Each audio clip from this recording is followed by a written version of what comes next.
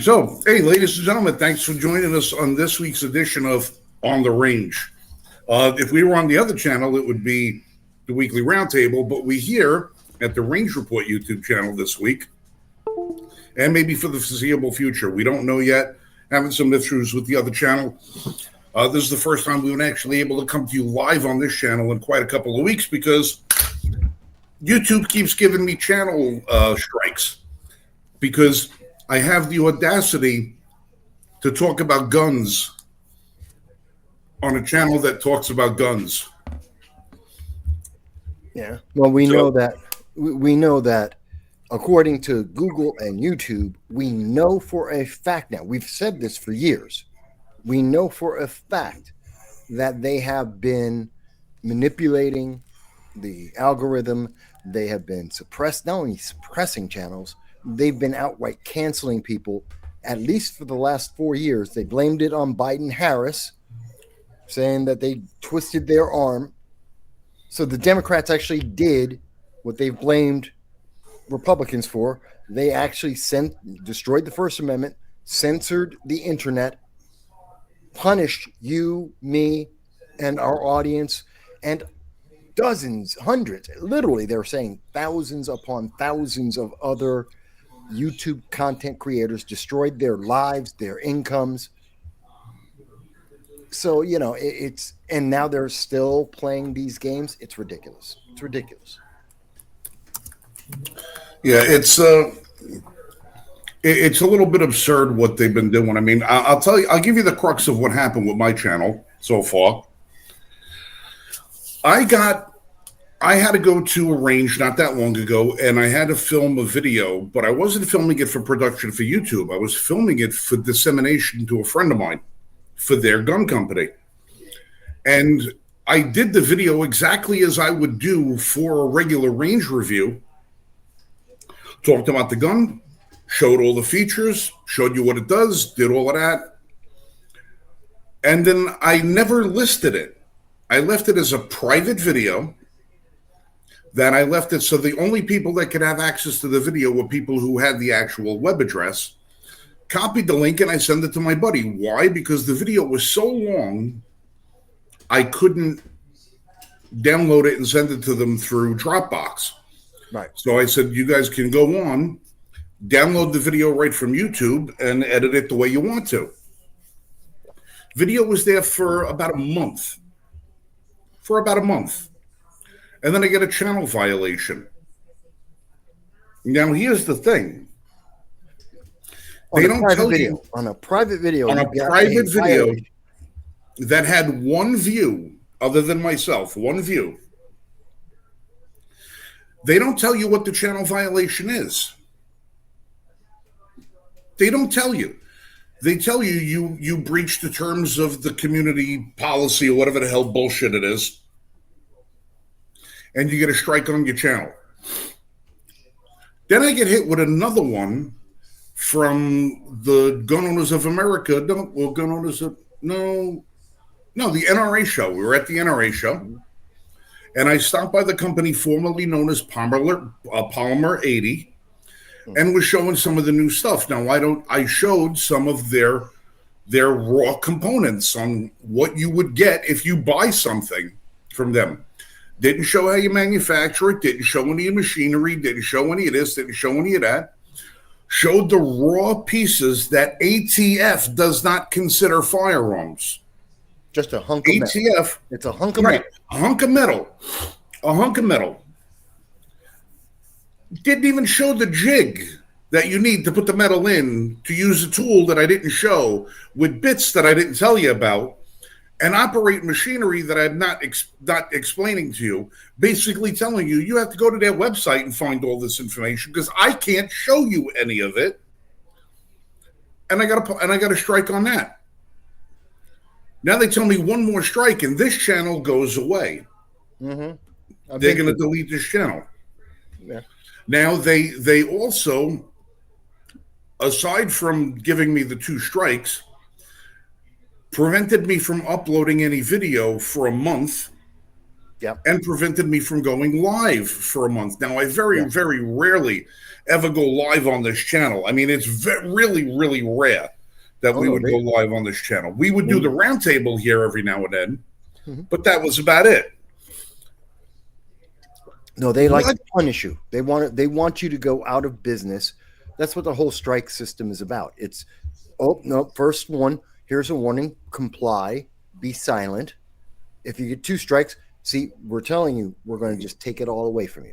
It's meant to force you to comply, to obey, and and if you don't, well, 3rd strike, you're gone. And they just, mind you, it's your content. That's the thing I always hated about that. It's our content. We created it. We took our time, our blood, our sweat. We put our names on the line. YouTube made money off of it. And then they decided, oh, we don't like you anymore and threw you away. Wait a minute. What about all my content? Don't I get to get it all back? No. They just delete it. Wait a minute, but it's my content, not yours. It's on your platform. Sure. Let me take it off. No. It's just gone. It's evil. Yeah. It's an evil system. And well, first they also gave me an option that I could go to re-education camp and take their course and their little test about, what I did wrong, what the 53-year-old little boy did that was wrong. I got a slap on the wrist. I got to take their little test. I got to get paddled in the corner. I got to put the little dunce cap on and sit in the corner like a 3-year-old. This is how they treat grown adult people. Yeah. Who are filming content. I don't sell guns. I don't sell ammunition. I don't sell anything. I don't ask anybody for money. It doesn't matter. You're on the list, like I am, like many channels are. That is, you're a bad person, and you're supposed to obey. This is why, and we saw that under the Biden administration, they didn't get rid of the list.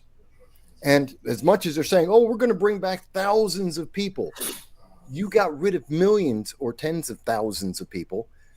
And they're not going to get back their time.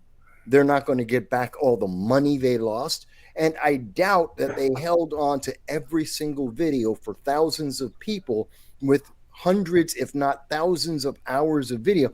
They're not putting all that back. They're saying, oh, yeah, you can access the channel again.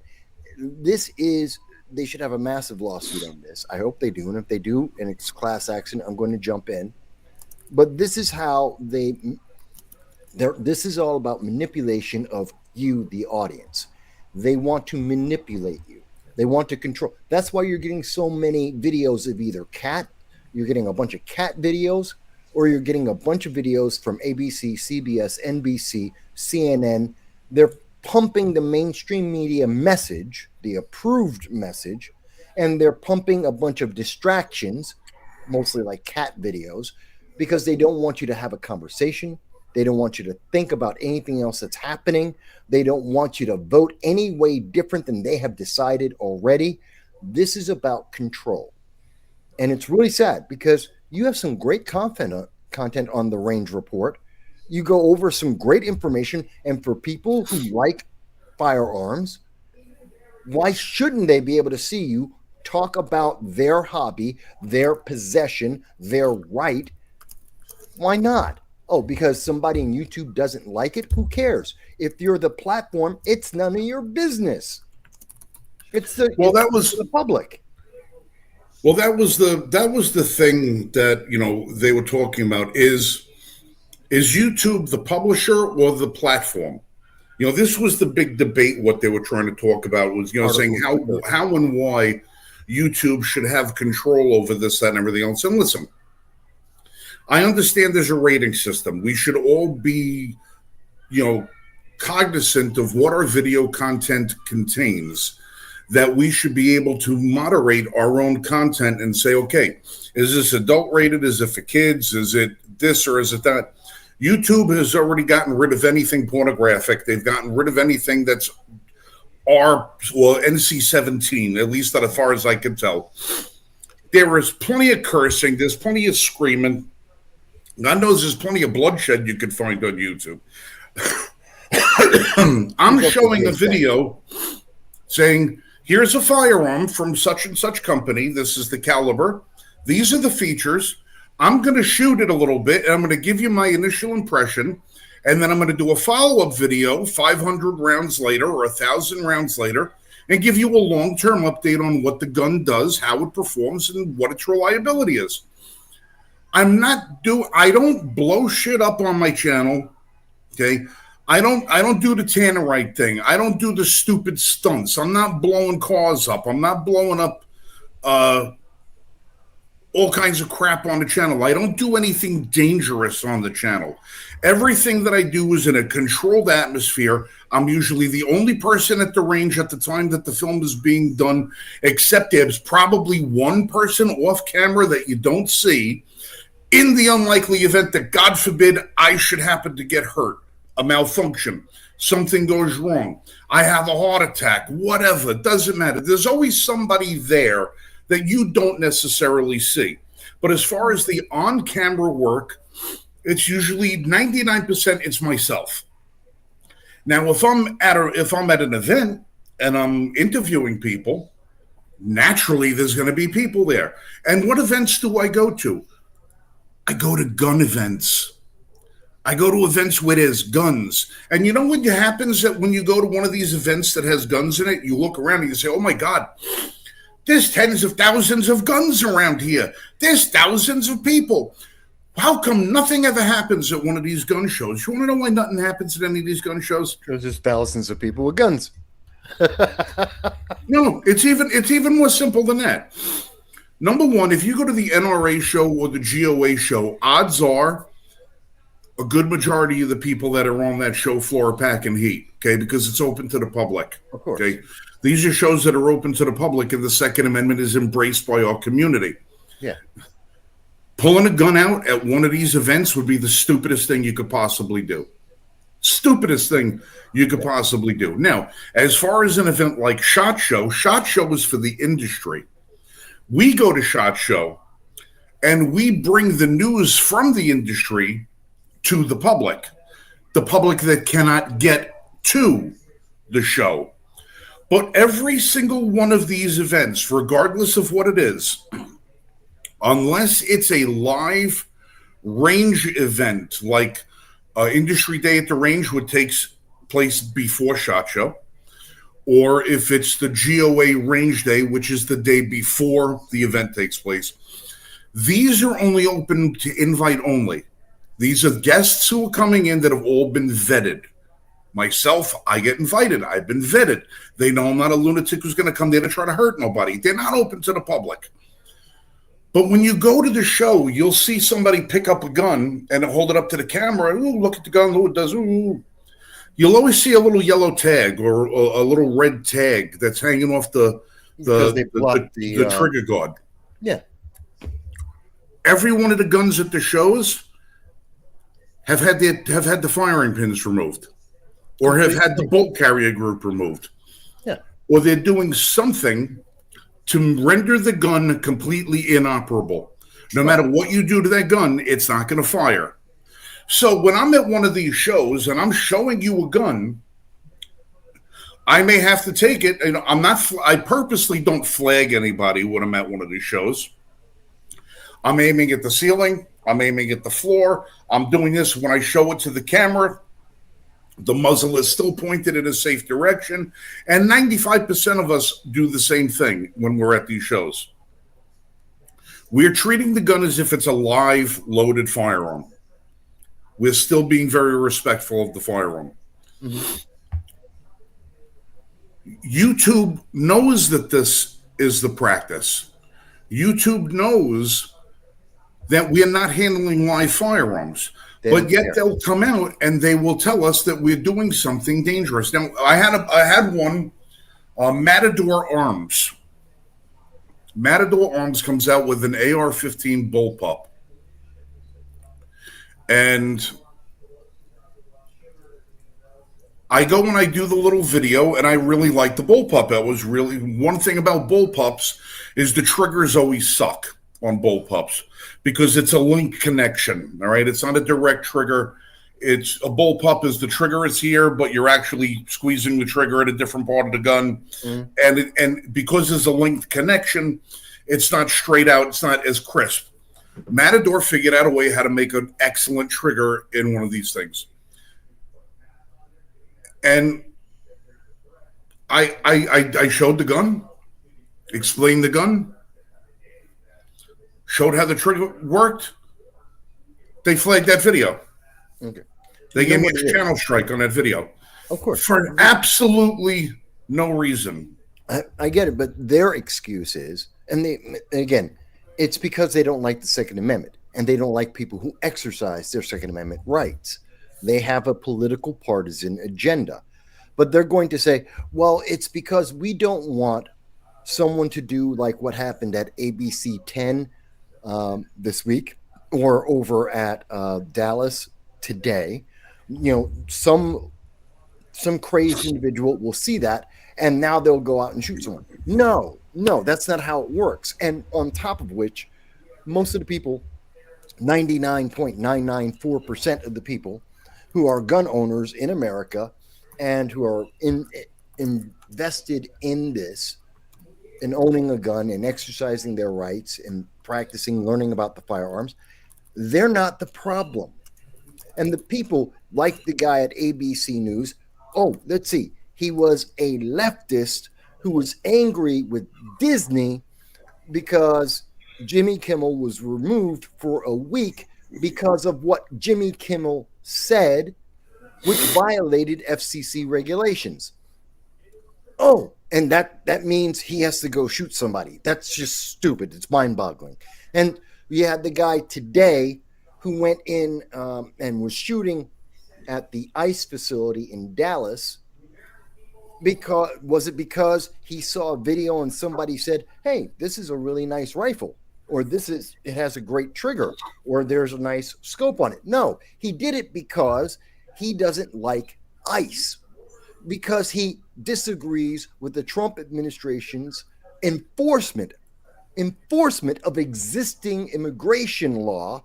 So he decided to take a couple of pot shots, and obviously this guy didn't know what he was doing, because he wound up hitting the illegal aliens when he was aiming at the ICE agents, which may be why he ended himself. But that's got nothing to do with the Second Amendment. It's got nothing to do with someone who wants to collect or use or be more understanding of their firearms.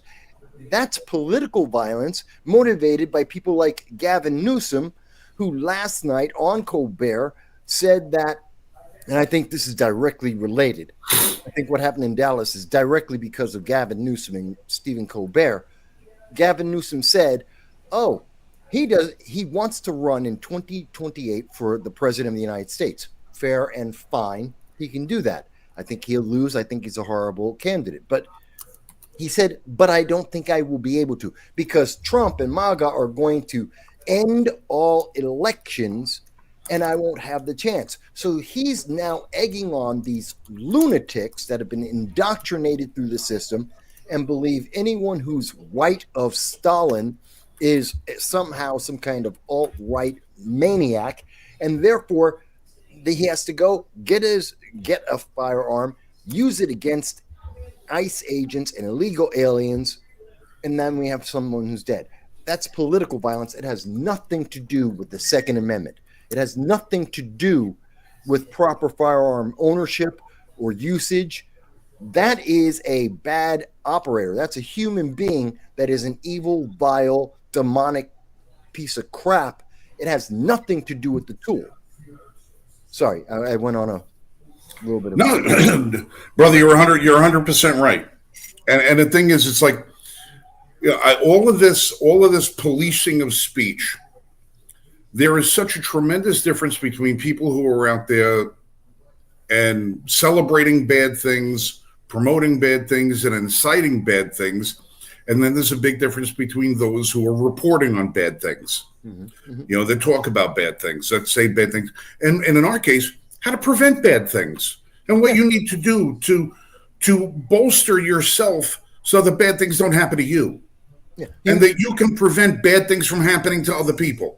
And yet we are the ones that get shut down. Yeah, but It's like the kid in Indianapolis who was in the mall and he had a firearm. Some mass shooter tried to start shooting at people. He took the guy out with one shot. Or more recently, something most people remember. Remember, it was a month and a half ago. Derek Perry, a name that the news media tried to eliminate, and you're not supposed to remember. Black former Marine who, Black Marine who had his own. He has concealed carry. And at the Walmart, there's this crazed guy with a machete trying to attack people. And that Marine, Daniel Perry, comes out with his firearm and holds that man down, subdues him until the police can come. He saved lives, but they don't want to talk about that. No. No. And then with the situation you were referring to, the gentleman's name was Elijah Dickin. Yes. Now, Elijah Dickin made the supreme mistake of carrying his firearm, even though he saved lives by taking out a wannabe mass shooter. Mm-hmm. Well, there was some ambiguity as to whether or not the mall was allowing people to carry a gun there. So there were people who saved lives. Who cares? But there were people that are over there trying to prosecute him by saying Elijah Dickin should never have had a gun in the first place. Well, neither did the other guy. Neither the other guy. The guy would have killed how many people before someone got to him? Yeah, and probably Elijah Dickin would have probably been among one of them, because if you have somebody who's willing and able to engage a threat with their own firearm, is probably the same character of a person that would go unarmed and rush an assailant and try to disarm that person.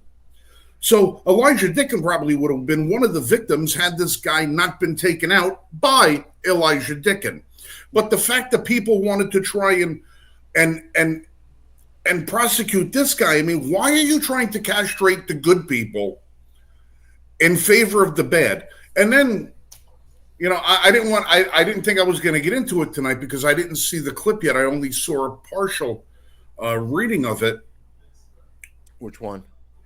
Cash Patel asked something about in the hearing today about whether or not, well, yesterday or today, whether or not if we ban assault rifles, if it would decrease the number of mass shootings in the country.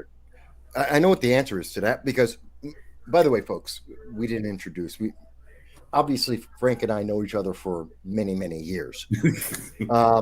But for those who don't know, and if you're not familiar with the Wednesday Roundtable or No Soundbites Allowed, I'm a political commentator. Been doing it for 20 years now, as Frank well knows. So I follow politics every day for 20 years, 12 hours a day. And I'm pretty familiar with most of the things. So when it comes to something like, there's actually data. We know for a fact that about 2% of all mass shootings since 1980, only 2% of all mass shootings, whether at a school or anywhere else, are with a quote unquote assault weapon, or in other words, a rifle, high powered rifle. Only 2%. 2%. So if you were to, even if you had the gun ban, even if you stopped everyone from owning a so-called assault rifle, it would have virtually zero impact on mass shootings. It doesn't matter. So we have the data. We know what the true answer is. It's useless. It is another useless thing. Just like the guy who shot Charlie Kirk, just like the Dallas shooting today. Guess what? Those weren't assaults. They weren't assault weapons. The gun control laws didn't stop any of these mass shooters. Didn't stop. Red flag laws didn't stop them. Gun control didn't save anyone's life. And this wasn't an assault weapon. The problem isn't the firearm or the tool. It is the operator. It is the person. It is a demented demon who is either criminal or criminally insane. They're the problem. That's why you have people like Dwayne Brooks, which most people may have forgotten, was driving his vehicle, his pickup truck, through a parade of people. 60 people were hit by his truck. He didn't need a rifle. He did the same thing. You've seen that with vehicles in New York, in Las Vegas, across the country, where people have used their vehicles as a weapon, where people have used knives, they've used. Well, they had that guy in, what was that guy in Amsterdam or Switzerland or Sweden or some one of them Balkan type countries a couple of years ago. What, he killed like 27 kids at a school with a knife? That was, if I remember correctly, it was in Norway. I believe it was in Amsterdam. Yes, it was a knife. It happens often in Southeast Asia, and it's happened here in the United States. Oh, it happens. It happens in China all the time, but you never hear about it because of the nature of the government. I'm sure it happens in a lot of other countries where we don't have the 24-hour media cycle. We don't have people standing there with that. Instead of, oh my God, look, there's a little fire starting. Maybe I should put it out, with this fire extinguisher here. They go, oh no, there's a little fire starting. Let me get my friggin' phone so I can wait till it engulfs the neighborhood and get it on film. This is, it happens. These things happen all the time. The only reason that we are more privy to the knowledge about it now is because technology has advanced so far to the point where people are walking around with cameras in their glasses, and you see everything 24 hours a day. You can't walk outside your house and fart without somebody in government knowing about it, because there's a street light camera, this camera, that camera. There's something going on everywhere. Everybody knows everything, except in these second and third world countries where they don't have the technology as proliferated as it is here. Imagine what we would know if there were cameras down there too. But the fact of the matter is, murderers are going to murder regardless of what tool they use. And there are dozens and dozens of examples that we can cite. I mean, one of the worst mass killings in American history having to do with a school. Oh, yeah. Was in the early 1900s when, of all people, a female went into the school and detonated explosives, killing 40 some odd kids. It was, I believe it was 1917. It's still the deadliest school event, massacre at a school. It was about 1917, as I recall. It was the principal of the school did it with explosives. 47 children were killed. Yeah, something like now this is gonna I know at some point those idiots from the young Turkish, whatever the hell it is, will take this out of context. Yeah. So I want you to understand this context in which I'm going to speak. If you are to look at what you would consider a device of massive, a weapon of mass destruction, okay, a firearm, a bomb, an incendiary device, this, that, whatever it is, and then you look at a rifle. And I don't ever call them assault rifles, because assault is a function, not what they do. The person is assaulting people. The rifle is just an inanimate object. You can do so much more with a homemade weapon of mass destruction than you can with a firearm, unless you have an extremely captive audience. And by captive audience, I mean something like the Pulse nightclub down in Florida. Mm-hmm. When all of those people were murdered because the police allowed the gunman to stay on a killing spree for an hour and 45 minutes before breaching the friggin' building. Kind of like all of those people sat there while the guy was on the telephone with the police, killed all of these innocent people an hour and 45 minutes before the police decided to breach the gun, which also happens to have been a gun-free zone. And the one bouncer who was working at the club that night was a off-duty Miami Metro-Dade police officer who was not allowed to carry his firearm on duty. And he could have stopped it all at once. Now you're talking about it took an hour and 45 minutes. How many people were killed at Pulse? Like 30 some odd, 40 some odd people. Well, I thought it was 30. It was a horrific number. It was a horrific number. Let's go back to New York City in the 1970s and the Happy Land murders, mm-hmm. where somebody torched a gay nightclub. Would they kill 85 people? Yeah. Not a single shot was fired. No. Not a single shot was fired. All right, so let's go and say, okay, let's ban assault rifles. And then when you have some murderous lech who does not know how to, who would under any other normal circumstance not be very well trained, not be very well accustomed, gets himself or herself a firearm, and commits one of these acts of atrocity, 90% of the time they're stopped in the commission of it by the arrival of a second firearm, right? Good guy with a gun, the mythical good guy with a gun, which is in a myth. That we know is true. Obama knew it was true. What happens when they don't have the guns and they go back to making bombs? And instead of having a school shooting as tragic as it is with 10, 20, 30 victims, you wind up having somebody drop a whole wing of a school on 300 or 400 kids. Well, or worse. Now I'm not equivocating, and I'm not saying, oh, thank God we have guns because they can only use it to kill a number of people. That's not what I'm saying. I know that people would look to take that out of context. What I'm trying to do is put it into things that people relate to. If people are going to do something, people are going to do something evil. It doesn't matter what tool they use. They're going to do something evil regardless of it. However, you're not going to ban gasoline. You're not going to ban anything else that is used as a component in an explosive. You're not going to ban all these things because you can make explosives out of 100 different household chemicals. So if you're not going to ban all of those things, you're still leaving those evil people with those tools. But if you ban firearms, you know what you do?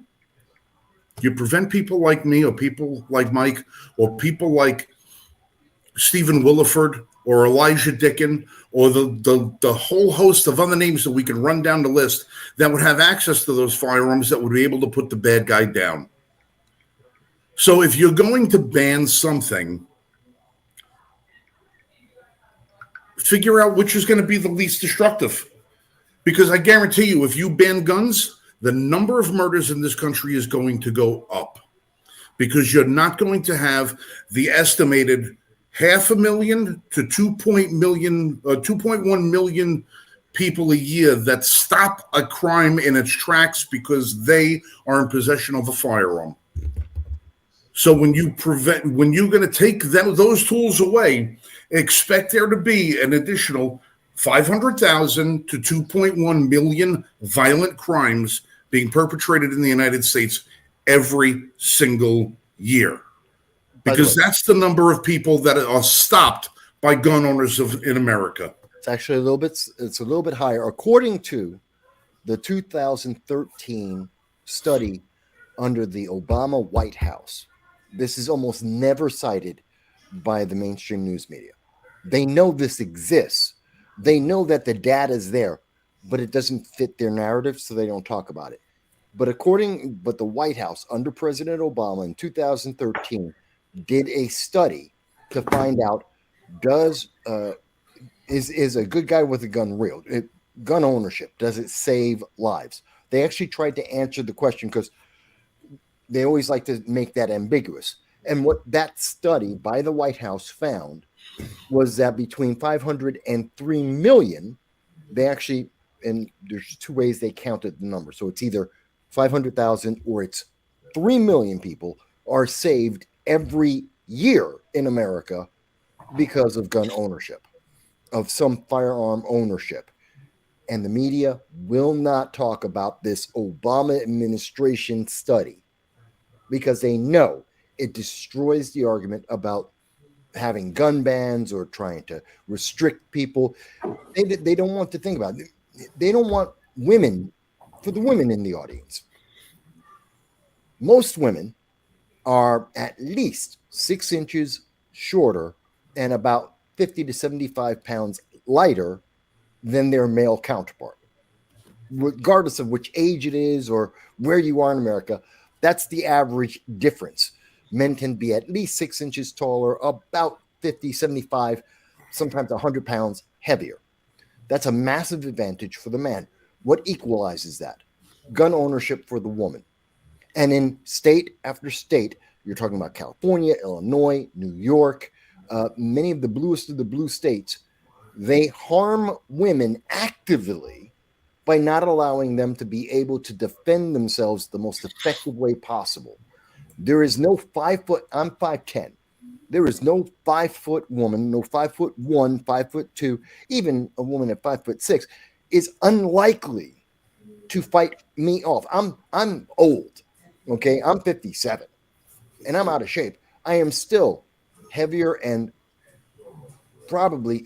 heavier and probably stronger than, unless the woman's very fit and works out a lot, most women are not going to be as strong, or as they're going to have a disadvantage in fighting me. You sexist. It's just the truth. And what equalizes that? A firearm. And what do women not get in New York State and in California and Illinois and in Maryland and in Washington? Oh, the ability to equalize it. And they're supposed to, and they say, don't worry, you're safe now. I would love to see the comments, either live or after the show, hearing from women telling me, do you feel more safe with a firearm able to defend yourself, or waiting for a police officer to eventually show up to the scene of whatever crime is happening involving you and hoping they get there in time to save your life? Because I can pretty much tell you which one I think the answer would be. Well, listen, I can tell you from the experience here in the house, all right? Lori is extremely pro 2A. Well, she would have to be, I mean, this is me here, right? Mm-hmm. She's gotten to the point now where she doesn't enjoy shooting like I do, right? I enjoy shooting as not only as a recreation, but as a leisure activity and as a way to blow off stress. Mm-hmm. Right? I like the marksmanship aspect of it. I like to shoot slow. I like to shoot fast. I like to shoot steel. I like to shoot wood. I like to shoot paper. I like to shoot whatever. I don't shoot animals. I don't shoot people. Unless something's trying to hurt me, I have no reason to dispatch with it. It's not what I do, okay? Mm-hmm. But I enjoy the shooting. I love shooting. I love recoil. The more recoil, the better. I love the smell of the gunpowder. I love the sulfur. I love the sound. I love everything about it. Lori shoots out of necessity. She shoots enough so that she can become proficient, so that if in the event that she has to ever use her firearm to save herself or myself or somebody else, she's going to get the job done, and she's going to get it done right. She would prefer not to have that responsibility. She would prefer to live in a world where people don't need to think about the absolute worst of humanity and prepare for it. But she understands fully that people are evil. And there is a lot of evil people out there. So she is now extremely proactive with her carrying. She makes sure she's always within reasonable distance of having a firearm next to her. Mm-hmm. And she shoots, and she's damn good at it. She's damn good. I wish she would shoot more, because I think it would be an activity we could both enjoy together, but it's just not in her to do that. She's not as passionate about it as a sport, but she's just as passionate about it as a means of defense. And she understands it. And she thank God, is of that mind. But these people that are so hell-bent on disarming people, the first people they look to disarm are the most vulnerable amongst us. Yeah. Well, they want people in fear, because the answer is, if you're afraid and you can't, and you've been removed, the ability for you to defend yourself has been removed from you, well, you're going to scream out to whom? Government, and say, do something, help me. And you've got one side of the government that says, oh, we're the only ones who are going to help you. We're the ones, mind you, they're also the ones that took away your ability to defend yourself. But we're going to, and they're also the side that said, hey, we can release this guy 14 times until he finally murders somebody. They're the same party that's revolving door. They call it bail reform, releasing these criminals back onto the streets, endangering more people, are the same people saying, well, call us when you can't defend yourself, so we'll defend you. You just got to give up a little bit of your personal freedom, and you have to reelect me, and you have to donate to me, and then you'll be safe. And you're not. And then they'll blame it on someone and anyone else and say, you didn't vote hard enough. Give me more money, give me more votes, and give me more of your freedom. And next time I'll make sure you're safe. This is a slave contract. And then I they're doing. And then I see these moron celebutards that are out there, and it's always the self-proclaimed tough guy, the Mickey Rourkes of the world, and this one and that one, all of these ones that they all have that. Yeah, they have that reputation of being the Hollywood bad boy, and they're a tough guy, and that's their persona and everything. And they're like, well, only somebody who doesn't know how to fight would need a gun. Okay, that's just stupid. What? First of all, what kind of bad boys of modern Hollywood would be beat down in a heartbeat by say Charles Bronson could kick the living shit out of everybody in Hollywood right now at the same time. Absolutely, he would have, and so would a younger Clint Eastwood. But it's this mentality, right? It's this mentality of these people. Oh, you only need a gun because you can't fight. Well, listen, why do I have to fight?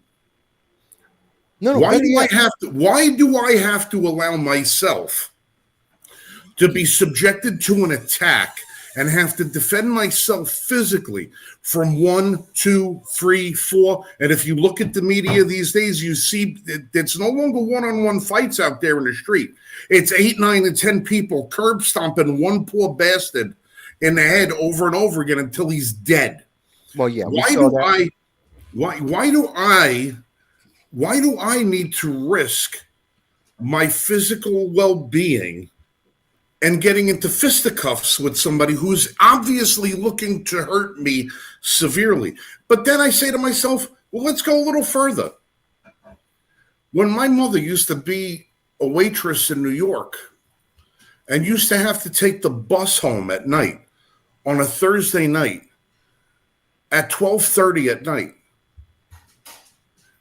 my mother, 5'4", my little tubby little round mom, who was as tough as friggin' nails. I'm going to expect her to get into a fist fight with the guy who's trying to steal her purse and defend herself? No. What? I'm somebody like me. Now, for the people who don't know, I'm about 6'2", 6'3". I'm rolling around at about 290 pounds. All right. I am not a small guy. All right. Sure. I am probably physically stronger than a majority of people that I know. As far as my ability to pick things up and put things down and break things. I can, as many physical ailments as I have, I can be extremely physically destructive if I needed to be. Okay. Sure. You mean how many people out there? If I decided tomorrow if I wanted to have my way with somebody and hurt them, I'm pretty sure I would hurt them. I would hurt them very, very badly.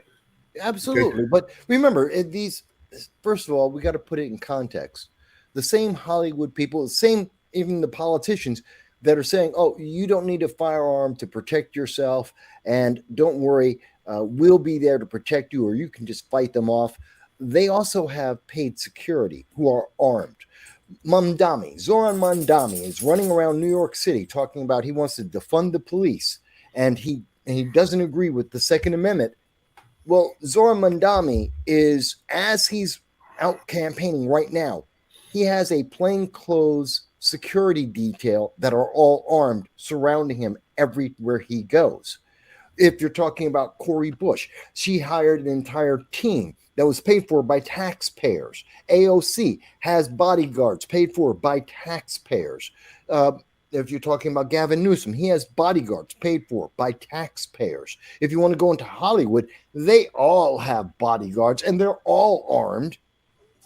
So, they're dishonest in their and the funny thing is, description of these things.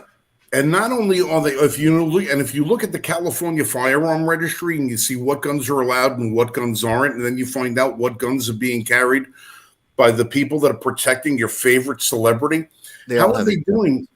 They all have guns that are not on the registry, but then somehow they get a pass for it. And you know who else has got who's got a 125-man security team? That pointy-headed mayor of Chicago. Why is his hair like that? Brandon Johnson. Yeah, why does he put his hair like a point? For those of you who remember the TV show Land of the Lost back from the 70s, there were these characters on there called Sleestacks. Yeah. Yeah, there were these lizard people that had like pointy head. Yeah. Brandon Johnson looks like a friggin' Sleestack. He's got this stupid little patch of hair on his head that comes up to a friggin' point. Did anybody tell this guy out of the 63 people that do his hair and makeup that's not a good look?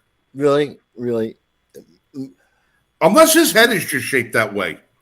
Yeah, you always love to pick on. Yeah, there's a bunch of them that are very stupid and funny looking. Trust me, Brandon Johnson looks 10,000 times better than Lori Lightfoot, who he replaced. But he is despised. Lori Lightfoot, as much as she looked very odd. Listen, you said her name twice. If you say her name a third time, she shows up. Oh, God. Yeah, well, I won't. But she at least had 20% approval. He has 8% approval rating in Chicago. He's going to get reelected. Not necessarily. There may be another Democrat. I know a couple of content creators in Chicago on the left, and maybe they don't seem to think he's going to be reelected. He's a one-timer, but that doesn't mean they're going to get anyone better. They're going to get someone that's either as bad or somewhere between his predecessor and him. That's their choice, which is piss poor. But that's the political scuttlebutt amongst the politicos and the pundits in the background, folks. So we'll see if that's true. But they all have security. They all have guns. So they're lying to the public. It's such a deception. It is such a class difference. They do what I say, not what I do. They get to have the protection of firearms. You don't. That is dishonest, and it is dangerous. It hurts people. And again, I come back to, and they want to say, but don't you understand? Charlie Kirk died because of a gun. He didn't. He died because of a crazed maniac who was encouraged by leftist ideology. That's who killed Charlie Kirk. It wasn't the firearm. Yes, I know the Sleestack. I know what they look like. Well, I wanted to refresh the audience's memory. If you've ever known what a Sleestack is, that's what a Sleestack is. Refresh their memory. They've never seen that before. We're talking about the internet. Almost nobody knows what that is. They weren't alive. But well, you should put a picture of Brandon Johnson up so people can see the difference between the two. But anyway. But, we're in a very unique environment, and there are so many lies going on right now. And all of the lies are there just for one reason, and that is to give a partisan ideology power over you, and it's just not worth it. It's just not worth it. And what he's doing right now, folks, is he's actually looking for a picture of Brandon Johnson so he could put. There you go. See, I knew you would. What is that? What is that? It's a hairstyle. What hairstyle? What is that? I've seen lots of people with stuff like that. It's not a big deal. Oh, for God's sake! It's not a big deal. It's just I don't know. I don't know. It's like things that Brandon Johnson in Chicago is doing wrong. His hairstyle is the least of the problems. I know. Listen, I don't care about that. But what I care about is the fact that he was spending like $100,000 on his stylists of campaign cash that was donated. It was supposed to be spent on the campaign. He was spending on his barbers and his beautician and the guy who paints his beard on and all the rest of that stuff. Yeah, but that's all the politicians do that. I will not denounce his hairstylist, taxpayer good. It's a freebie. It shouldn't be allowed. And in fact, if you look at the actual election laws, it's not allowed. But the politicians do it. That's the least. Well, listen, I just make fun of people on every count that I can. Yes, I know. I know you. It's do. Not. I don't care. I have no filter. Believe me, there's plenty. There is plenty for people to pick on about me. Believe me, I understand. I have my own checklist that I go through every morning, and I go, "Oh, okay, getting older, yeah, okay, get this, still fat, yep, yeah." I understand. I understand. I don't care. I don't make no actually get filled in, folks. He just has the checklist. Right. I just verify that yes, still the same condition I was yesterday. Okay, but. All right, it's going to take me a long time to get thin again. Okay, it's going to take a long time to get thin. It'll take about 30 seconds for Brandon Johnson to get a proper haircut. Yeah, but I don't care. Well, like I said, if these are things we can change, that's something he should. At least maybe people might start taking him seriously. No, they won't take him seriously. He's just a lie. Well, he's a friggin' idiot. The guy turns around and he says that prisons and police department are part of the sickness that creates crime. Well, yeah, that's the leftist ideology. You hear the same thing from Zohran Mamdani. He believes in the revolving door. Listen, let me tell you. Yeah, go ahead. Mamdani don't believe in any of that shit. Yeah, he does. He does. No, he doesn't. No, I don't. Talk to people who've interviewed him and have followed him. He's a believer. I know. He is a believer. No, he don't believe in any of that. He does not believe in any of that. He's using all of that as a vehicle to win the mayoral race. He is a Trojan horse. This guy. No, he's not.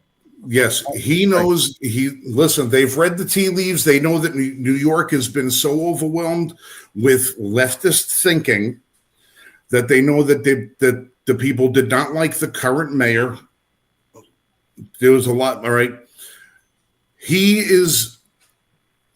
Do you really think, and I want you to really think about that, do you think he cares about the trans community? Yes. Really?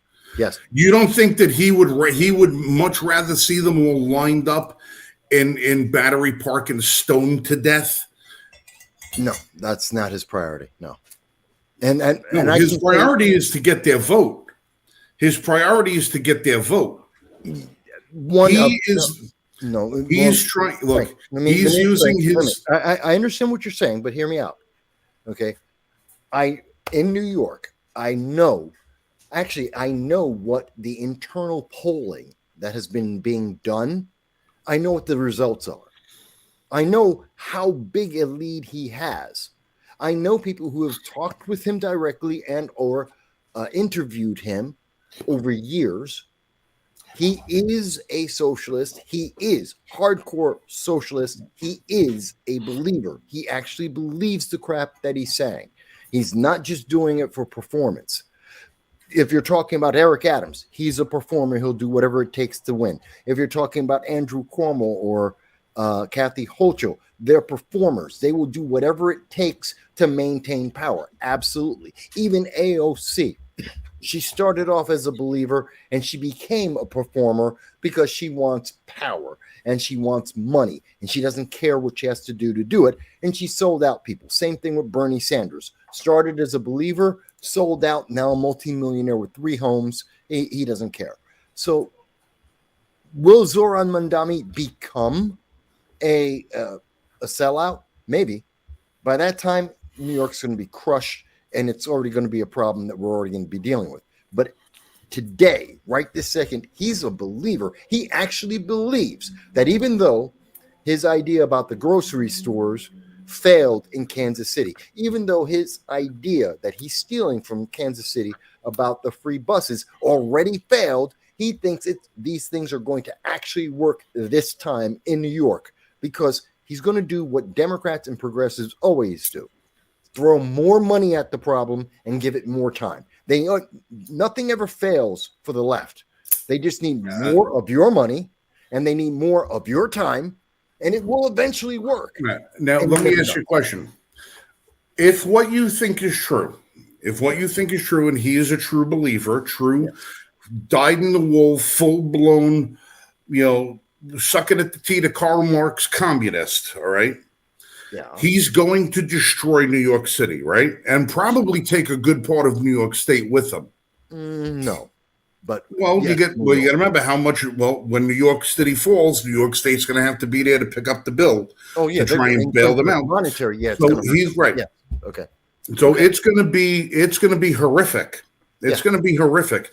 And when he institutes all of his policies, it's going to be a shit show of destruction in New York City. Okay. Yes. The wealthiest of the wealthy are going to leave. Yes. Markets are going to crash. You're going to have all of your local. Now the city owns your grocery store are all going to wind up closed down. It's going to be a food desert. Private industry is not going to come into New York to open up another Walgreens or a Pathmark or a Super. They're not going to open up any of that shit. It's not going to happen. Okay. Right. He knows this. No, he doesn't. Listen. He does not believe. Listen. I let you go. I let you go without go ahead. agreeing with you. All right. Well, I'm going to tell you my theory. Okay. The guy is doing exactly. He's very educated in the communist way of thinking, and he's using Saul Alinsky's book to the T. That he's dressed up, not as the radical, but as the. Because what is it? To remove the radical clothes and dress in the contemporary. Okay, This guy is doing exactly what the jihadists want done: to destroy New York City at whatever cost. And I think in my heart of hearts that this guy is just going to use all of the communist and socialist rhetoric he possibly can to make as many promises as he possibly can, to get as many votes as he possibly can, so he can fast track the destruction of New York, the second greatest city in the entire United States. And you're going to see in New York exactly what you have in Dearborn, Michigan. In about 7 or 8 months after you've got your election and this guy takes place, you're going to see that black flag come walking right up Wall Street with a bunch of Palestinian sympathizers running around behind it, and you're going to see exactly what you have in Dearborn, Michigan. That's already this guy, right? No, but not to the degree that it is now, where you've got that other mayor telling people that were born and raised in that city they're no longer welcome there because now it's a Muslim city. Now it's an Islamic city. That he's going to hold a parade when the Christians leave that city because it's no longer for them. Mamdani is using the willful idiots of New York City who think they're going to get a freebie to gain a foothold into power so he could usher in the destruction of New York City to take over exactly where they left off on September 11th. That's what he's there for. The guy is a Trojan horse. The only thing I disagree with is that last part. Will he achieve? Sorry, will he achieve that destruction? The hell did you eat? But not. It's not because of his religious beliefs. It's not because of his ideology. He's a strong supporter of Sharia. He's a strong supporter of Sharia. He's already come out and said. He wants intifada worldwide, which is the destruction. He didn't announce it. He didn't say he. I don't doubt that he does want it, but to be fair and to be clear, he didn't say that. He just didn't denounce it. That's a difference. Well, no, it's not. It's not a difference. It's not a difference. You're either on the side of right or you're on the side of wrong. You can't say that you're going to not take a side in that fight. And the fact of the matter is, this guy is doing. Look, he knows damn well he's not going to win any votes of any of the fence sitters if he tries to play middle of the road, or he lets his hand get exposed. He's got to try and make himself out to be a populist. He's the anti-Donald Trump. Everybody's going to have everything for free. It's going to be wonderful, and everybody's going to get cheap food. And nobody's going to go to jail anymore, and the cops are going to. Their job is just going to be to help little old ladies cross the street, and there won't be this and there won't be that. The guy is looking to destroy not only the city, but he's looking to destroy a lot more than that. And he's using the one message that he can in New York City that'll get him elected, and that's socialism. Because New York has gone so far off the friggin' deep end. They're San Francisco version 2. I understand why you say that, but again, I can only tell you the information I have at hand, which includes inside information not available to the public, which also limits exactly what I can say about that. But what I can say is all of the data and evidence that I have available to me tell me yes, the consequence of his actions will be the destruction of New York City, and therefore it will harm New York State. But the purpose of that is because of socialism, which coincides and works side by side with his more extreme Islamic faith, and his faith, based on his own statements in the past, is more radical, more extreme, is a more extreme, hardcore form of Islam than many other people. But that works hand in hand with socialism because both of them are pretty much more authoritarian versions of government. Right, but he's fine with that. But like you said, he's already expressed a more extreme version of Islam than many of his contemporaries would. Yes, so that's why I say. Now, what do you think is more likely? That he loves the gay and lesbian community so much that he's going to welcome them open arms into Gracie Mansion for a friggin' dinner?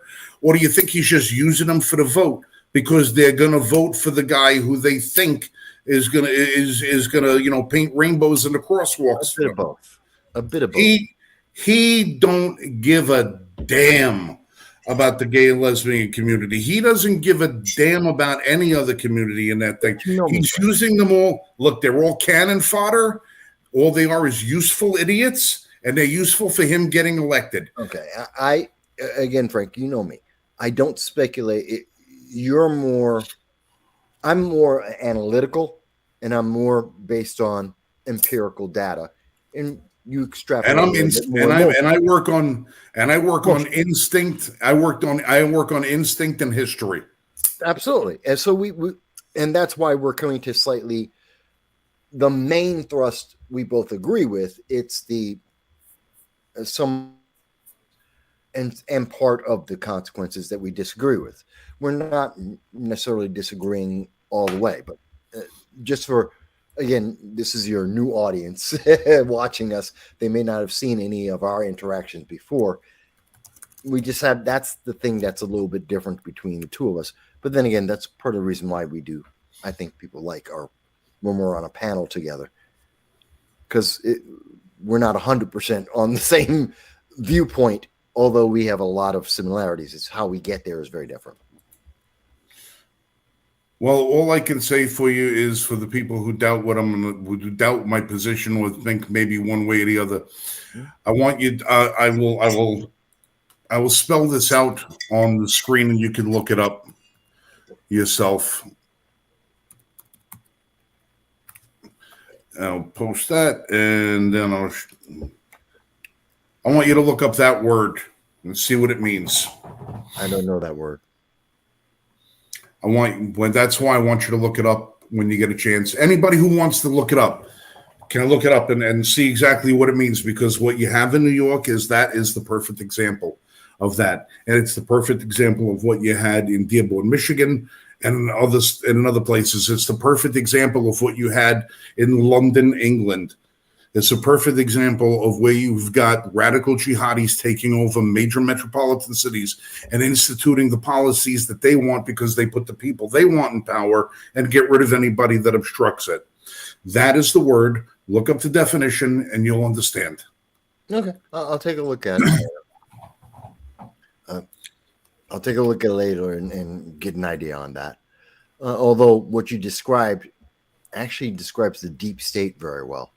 It is we saw a political movement, the indoctrinated left, coming from colleges, especially the highest levels of colleges like Harvard and Columbia, the Ivy Leagues, who were snapped up by many businesses and government into high-level middle management and higher levels of government and management of businesses. They hired their friends who shared the same ideologies that they had and spread them out throughout the institutions.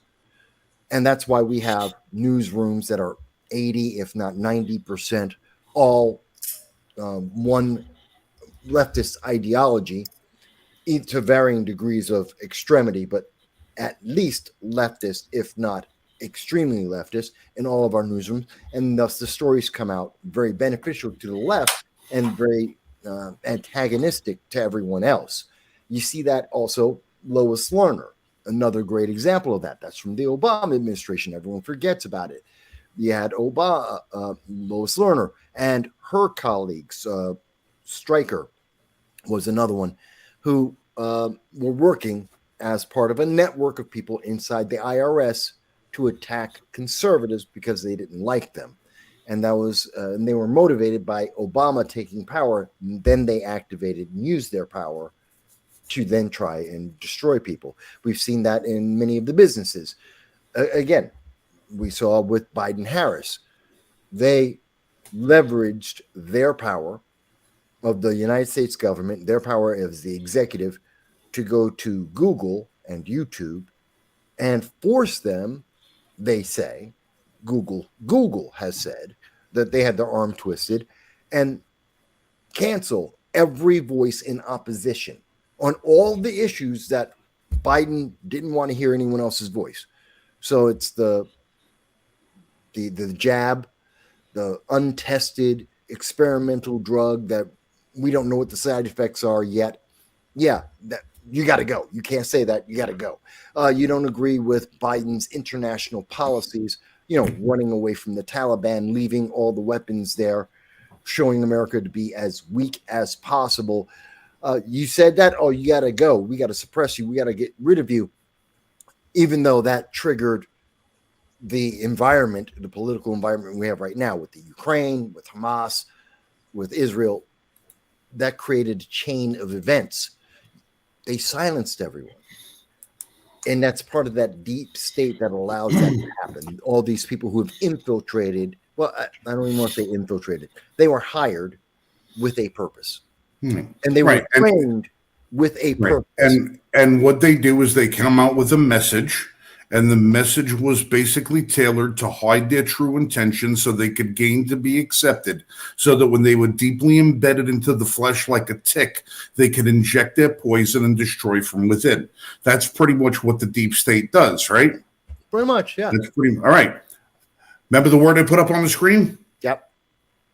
There's the definition of it.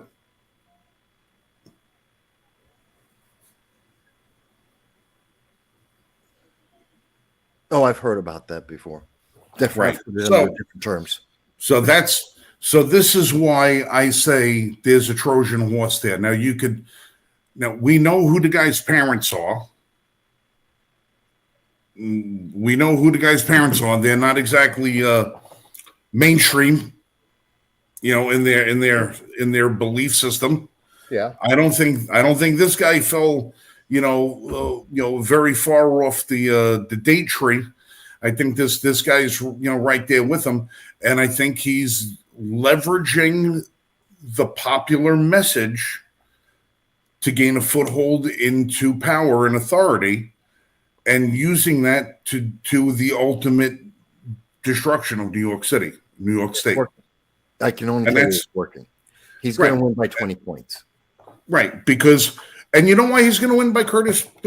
Because Curtis Lee was weak. No, that's not the reason why. Curtis Lee was weak. Curtis Lee was unsupported. The GOP in New York State has completely failed, not just Sliwa, but every Republican. And I know this from several counties and across in New York City. They're not backing him in terms of money. They're not getting him onto programs on the mainstream news media to share his idea.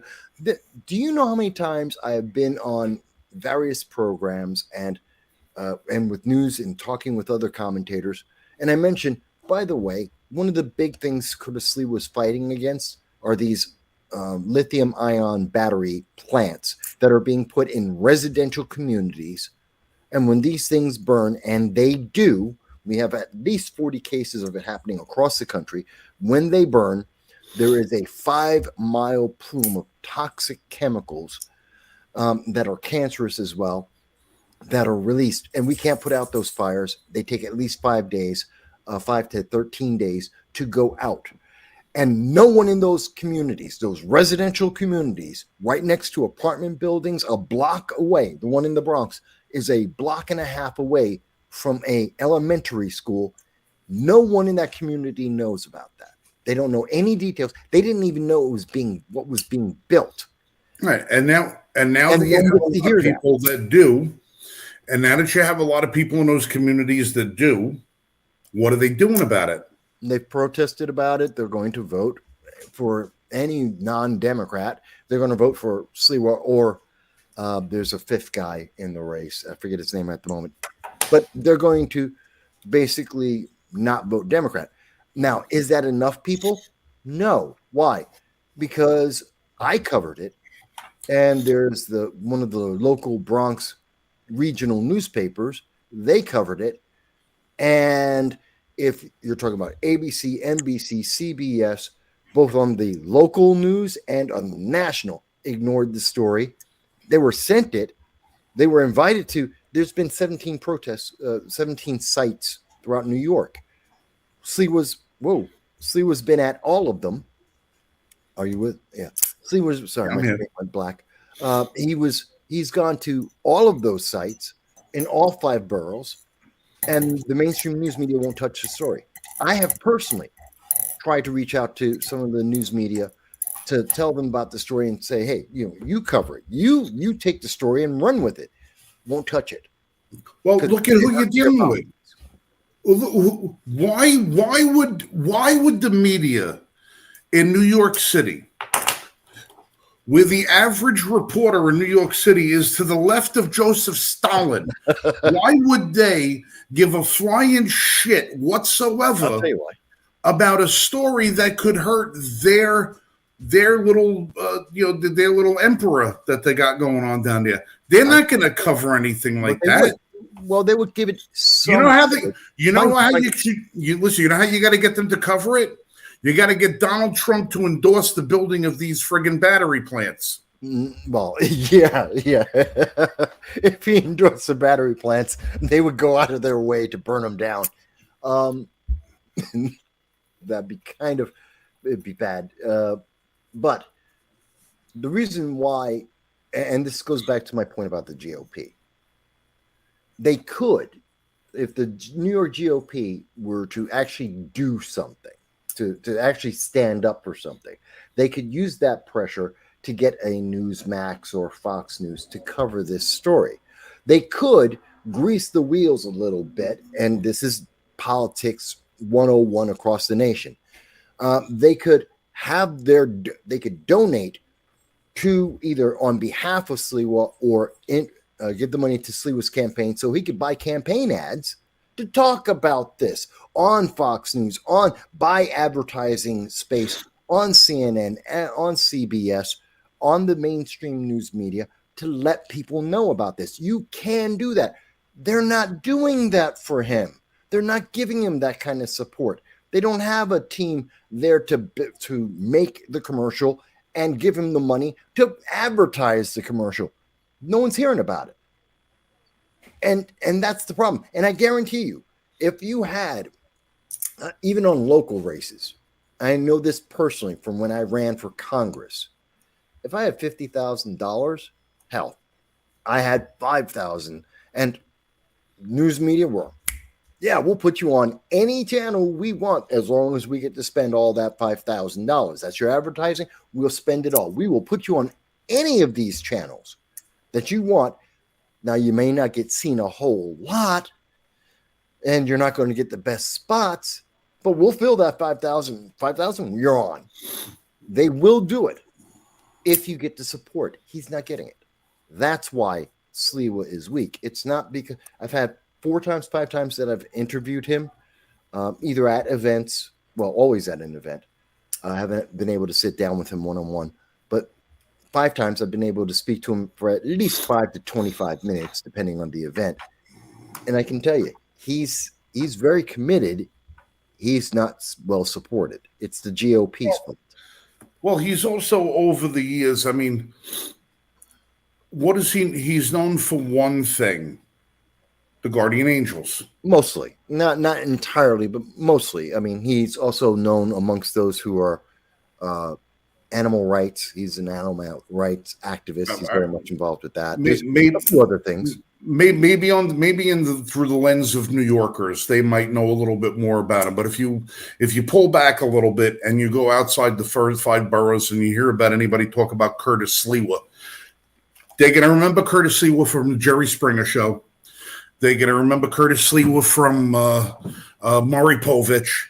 They're going to remember Curtis Sliwa from the Jenny Jones Show. They're going to remember, they're going to know him as the guardian angel guy with the red satin jacket and the beret, who used to sit in on all the second-rate talk shows on daytime TV and did a tough guy talk.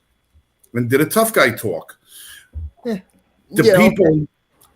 people who follow Republican or conservative politics are going to remember Curtis Sliwa calling gun owners lowlives and disparaging the Second Amendment and stuff like that, and a lot of very other conservative, right-leaning values of him being very critical of the very people that now he seeks to sort of curry favor with in order to win a mayoral race. He's not. By the way, he's not perfect. I don't want anyone to think I'm saying that he's a perfect. No, I'm not. Believe me, I'm not saying he's perfect either. No, believe me, far from it. But what I'm saying is that he is a guy who spent majority of his time crafting a public image for himself that now kinds of. How do you take the guy seriously? But the thing is, that's not what's holding him back. According to the GOP, that's not the argument they have with him. It's not his past. It's not his prior positions. It's not his history as a guardian angel. They don't have a problem with those things. A couple of people have some issues with it. Yeah, okay. But that's not the argument against him. That's not why they're not giving him money. It's not why the GOP machine isn't ramping up in New York City, New York State, or anywhere else in America. That's not it. No. It's because they don't want to shake the boat. They don't want to win. They never wanted Sliwa to win. In fact, there is a massive movement in the GOP to get Eric Adams to win. They want Eric Adams. That makes no sense if for people in New York City, in New York State who follow these things. You'll probably be more familiar with it than people in other states.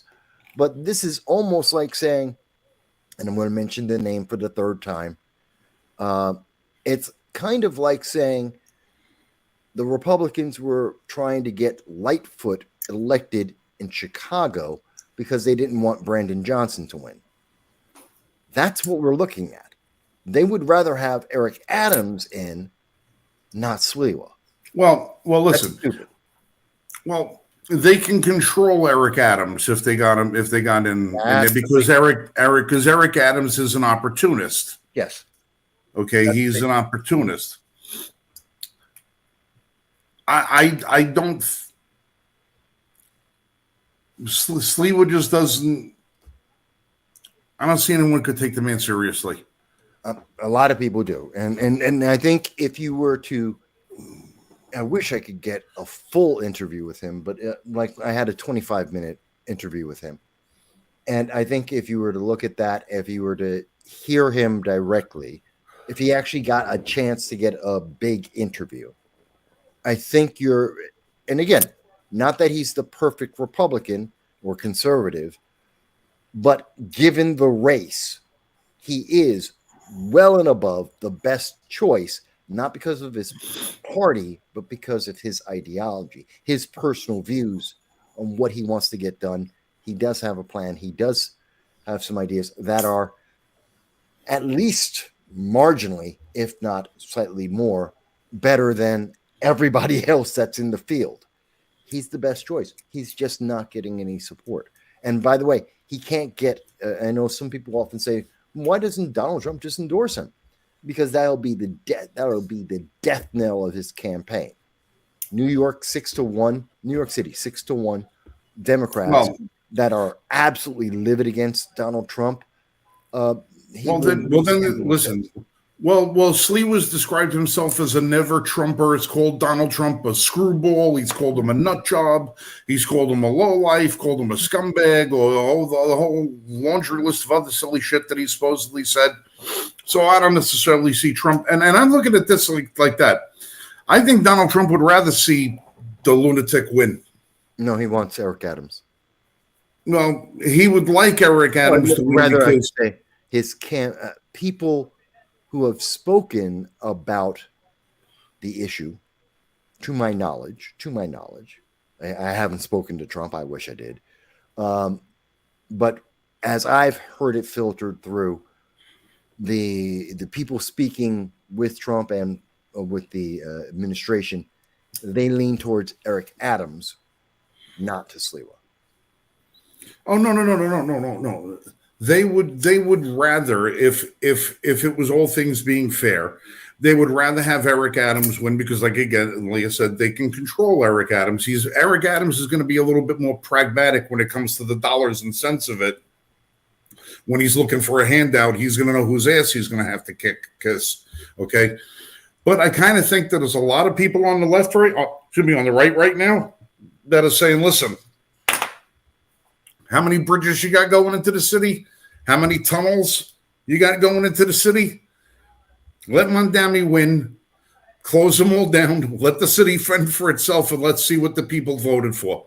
Let's see them fend for themselves when this guy destroys the city, because the world is going to need a reality check. Let's see the city burn, so maybe it'll give people an idea that maybe that's not the ideology that they should be supporting. They're kind of like saying, let's give New York enough rope to hang itself. Yeah, the problem is the reason why socialism has been around for the last 110 years is every time they fail. I mean, we had the Soviet Union. It failed after 75 years. It was a great example. The CCP has been failing after 55 years, and they're failing and having to move away from communism and socialism to be able to survive. You would think these would be indications for you. We saw just most recently, the most recent big example, Venezuela completely collapsed. We had Kansas City and their ideas completely collapse. Every time it fails, the next generation, some young person steps up with a lot of energy and charisma, and Zohran does have charisma, and they step on up and they say, this time it's completely different. This time it's going to work. And then they offer the same failed policy again. As if it's new. You ever brush your teeth and about 5 minutes later go drink a glass of orange juice? No. No? All right. Well, this is a lesson I have to learn every now and then. So I wake up in the morning, I go outside, I have my cigarette, I have my coffee, I come in, I do what I got to do. I go in, I brush my teeth, I come out to have breakfast, and the first thing I do is grab myself a glass of orange juice, and I drink a glass of orange juice. It is the most disgusting glass of orange juice you could ever possibly have right after you brush your teeth. It's like drinking pure battery acid. and then I remember don't do that, and I don't do that for about 6 months. That I'll have my orange juice before I brush my teeth, so I can actually enjoy it. Socialism is brushing your teeth and then drinking your orange juice. It's a bad idea, and you have to relearn it every few months in order to prevent yourself from going full committed on it. So when New York learns what it's going to be like, believe me, you know those cars that were running around in Brooklyn a couple of years ago? Whoa. Oh, I don't know how we lost Frank there.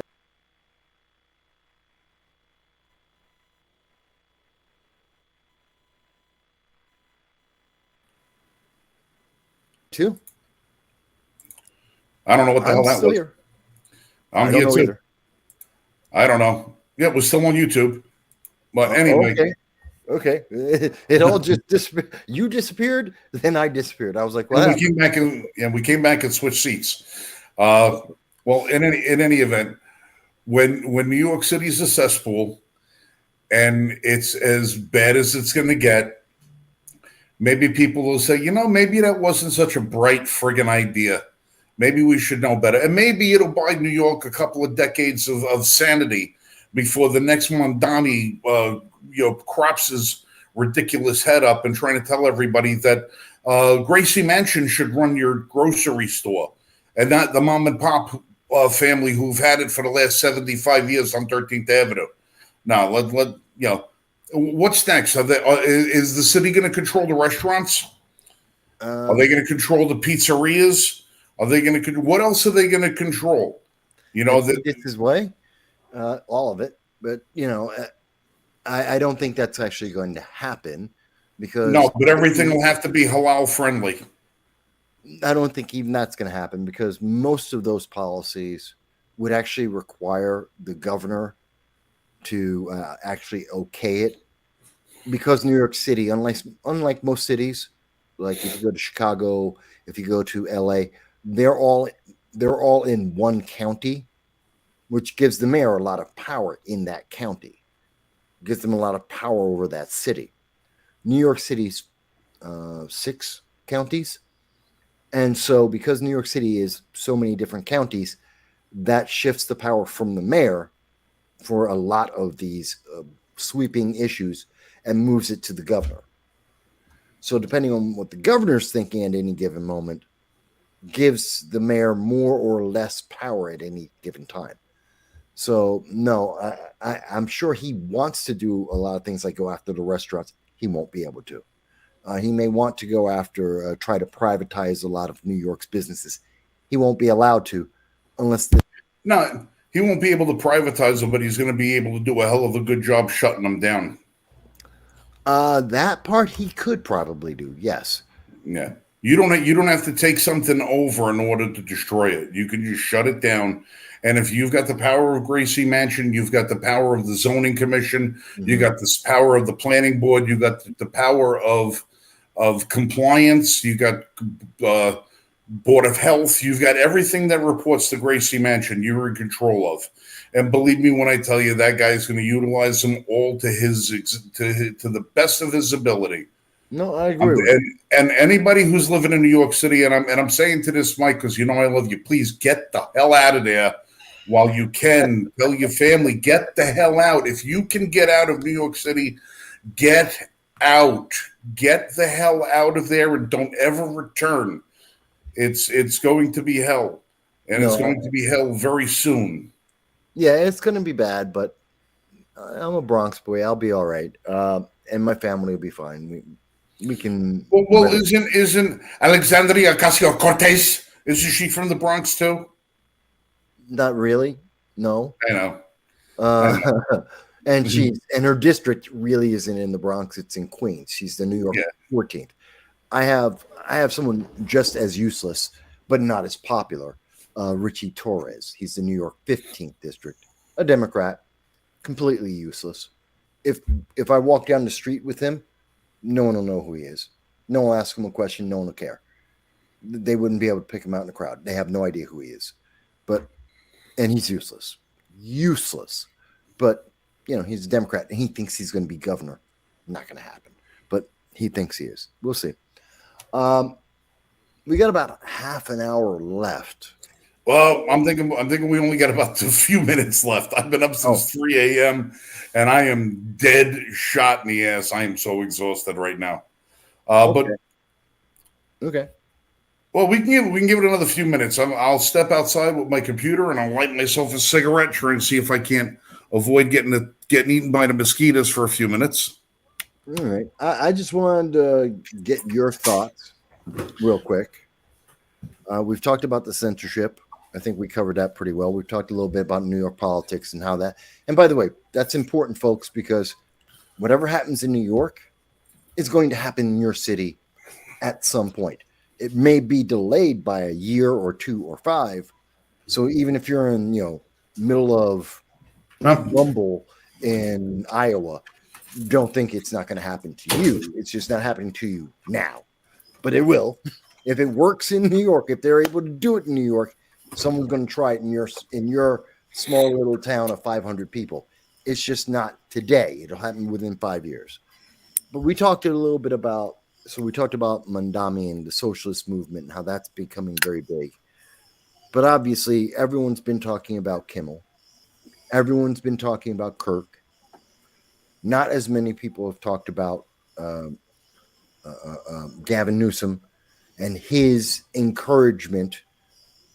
Very few are talking about the fact that an ABC, I don't know if you heard about this, that an ABC affiliate, ABC 10, News Channel 10, or excuse me, ABC 10, was shot up. That a leftist did a drive-by shooting, then drove back, got out the car, went into the lobby and started shooting at people in the lobby. Pure leftist. And then there's Today Dallas, which everyone has somewhat talked about. And again, they tried to say, no, he's not a leftist. Yes, he is.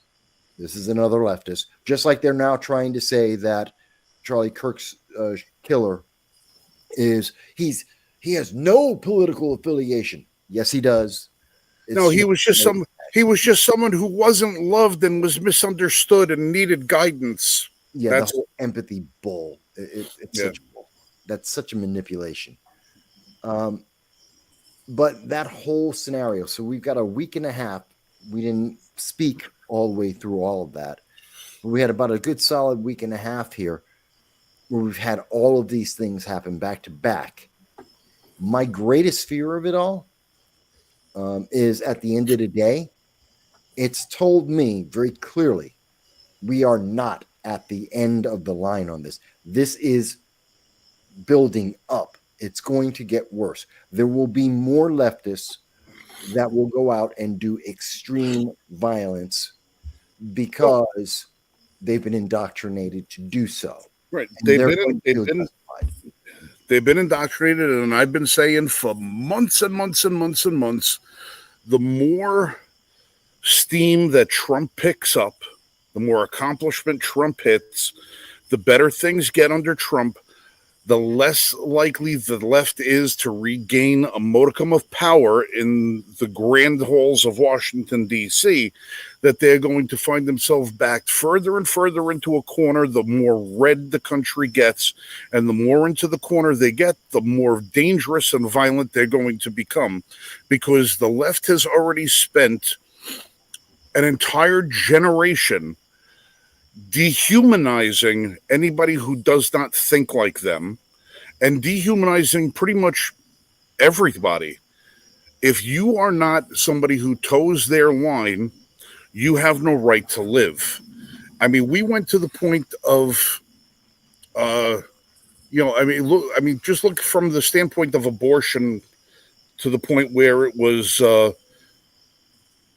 rare. It had to be rare. That was it had to be rare. Very rare circumstances. Extreme and rare. Yeah. Extremely rare. To abortion on demand, to now it's gone to, well, the new line is until the life is viable without the mother.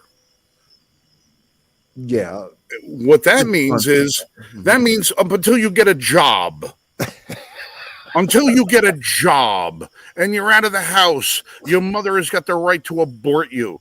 That's as extreme as it's gotten. Because if you ask them, infanticide is now perfectly acceptable among 30% of the left. Former Governor Northam had Right. said that before he reversed his position once the backlash hit him.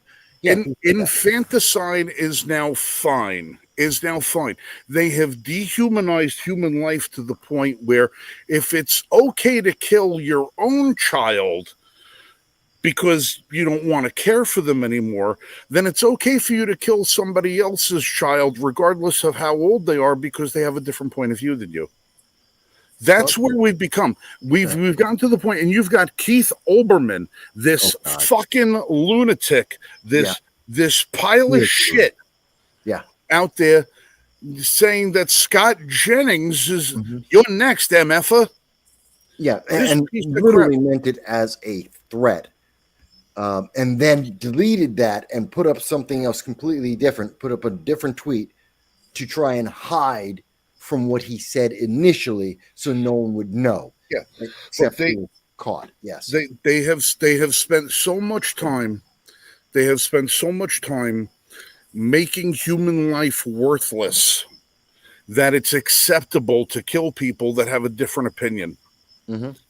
And they are actively. I mean, in the last Trump administration, I watched the surgence of certain groups on the left that were radical Antifa that were arming themselves and saying that they were going to wait to bring the war, the only thing that stopped them in so much in their progression was the rigged election of 2020. You know, they took a step back. They said, we got rid of Trump. We don't have to do nothing. But now we're 9 months in. Now we're 9 months in, and all the radicals that were born into the political realm 8 years ago are now of age. They're now of age, and they see glory. They see, because now they're gonna give their life for a cause. They're gonna give a life for a cause because they don't value anyone else's life. They sure as hell don't value their own. They don't even value their own lives because they don't even know who they are. They don't recognize themselves as human. They don't recognize themselves as who they were born as. They recognize themselves as an entirely different thing. They're no longer citizens of the country. They're sovereign. They're not human. They're furries. They're not. They're nuts. They're freaking nuts. And what they see in us is an obstacle to their utopia. And our lives have no value to them. So they don't care if they kill people anymore. They don't care. For them, they think it's a higher calling. They think it's a higher calling. And even though this is a small group of radicals in this country, they're becoming more emboldened and they're becoming more and more dangerous every single day. I had a call at work. They're not a small group, but go on. Right. They're not a small group anymore. 39. Not anymore. Not small. But I had a call at work the other day. I had a woman call me. She didn't call me specifically. She called my business looking for advice. She didn't want to get into specifics, but she's got a 17-year-old nephew who has extreme emotional and psychological problems. But he's never been adjudicated by a criminal court or a family court or any judge or anything else like that. And she believes that he's extremely dangerous. What can she do? Because all he talks about is saying on his 18th birthday, he's going to go buy a gun because she can buy a rifle or a shotgun at age 18. Now, you know me, I'm Mr. Second Amendment guy. I'm like, red flag laws, no this, no that, no this, no that. I'm also the guy who says I don't want dangerous people having guns. But how do you merge the two of them into a cohesive arrangement where you're not taking away somebody's rights, but you're also not jeopardizing the public at large? This is a very, very delicate and very difficult thing to do. And I told her, I said, listen, come into the store, we'll sit down and we'll talk. We'll get some information. I'll put you in touch with a couple of different people, a couple of different groups, and we'll see what we can do for you. I haven't heard others. back. Essentially, Right. one of the answers is bring in others, so they Right. can either evaluate the situation, maybe Right. reading or not, or I mean, I told her, I said I would be willing to sit and talk with this person and get a firsthand sense. As you want, the kid's going to be so hell bent on buying a gun, bring him to me, because I make the decision as to whether or not you get the gun, right. not the law, not the law. I, as a representative of the company that I work for, have the right to deny you the purchase of a firearm because it's a private entity. It's a private entity selling you the gun. Now, this is what has been told to me by the management of the facility. Now, even though I'm somebody who, believe me, if you hear the arguments that go on inside that building, you know I'm not exactly a corporate compliance guy. All right. Right. I have a whole list of problems I got with that shit. But I don't want to see somebody who's dangerous getting a hold of a gun. But there's only so much you can do without being firsthand on it. This person has got to be adjudicated legally through the proper steps to be able to be determined that that person is not someone who should have a firearm. And I'm not talking about red flag laws where somebody just makes a complaint. I'm talking about actual this evaluation has got to be made. A judge or a magistrate or whatever it is going to have to make a determination based on findings of court-appointed people, and it's going to be a long, drawn-out process. Unless this person commits an act of violence that immediately restricts that person from buying a firearm, there's very little I can do other than refusing the sale. Right. But I can't control if he goes someplace else. Right. Okay, I can't control if he goes someplace else. This is somebody who, when talking to this woman, took the proactive step of trying to contact somebody to find out what can we do. What can we do? That's a good thing. Which is more than what 99% of these crazy people that go out shooting people, what their families have done. True. They just most of them, they lock little Timmy down in the basement so he could play his World of Warcraft or wherever the hell he's playing down there, blowing shit up and killing people until and he sits there, watching Don Lemon on the internet or whatever the hell he's doing. Well, I'd be more in line with the Don Lemon, the Don Lemon, the news media reinforcing, not the video games really. I mean, we've had video games, we've had cartoons. That's not really it. They've changed. They don't help the situation, but I don't think they're a motivator. Whatever the things that are influencing these people to try and do the things that they're doing, to try and dehumanize people, to take away the value of human life, to try and instill this political ideology into them that it's okay to kill people that have a different point of view from you. Whatever it is, there's a lot of people that are neglecting to notice that they have someone in their family who's subjected to this, or that who is fallen prey to this kind of thing. And believe me, you got Maxine Waters saying, I will go to the White House tonight and I will take him out. What do you mean take him out? What do you mean you're going to take him out? You take him out for what? You're going to take him to coffee? You're going to take him to court? What are you going to take him over to Waffle House? Where are you going to take him out, Maxine? What are you going to take him out? You got Joe. He's going to take him behind the gym and beat the crap out of him. This one says, "Oh, you got to put a bullet in Donald Trump to stop him." The left has been using this, and I hate the word rhetoric because it reminds me of Nancy Pelosi because she always says rhetoric, like friggin' Wicked Witch of the West. I hate that woman, but they use these terms over and over and over again, and then they turn around and they say, no, it's not us. We're not the ones doing it.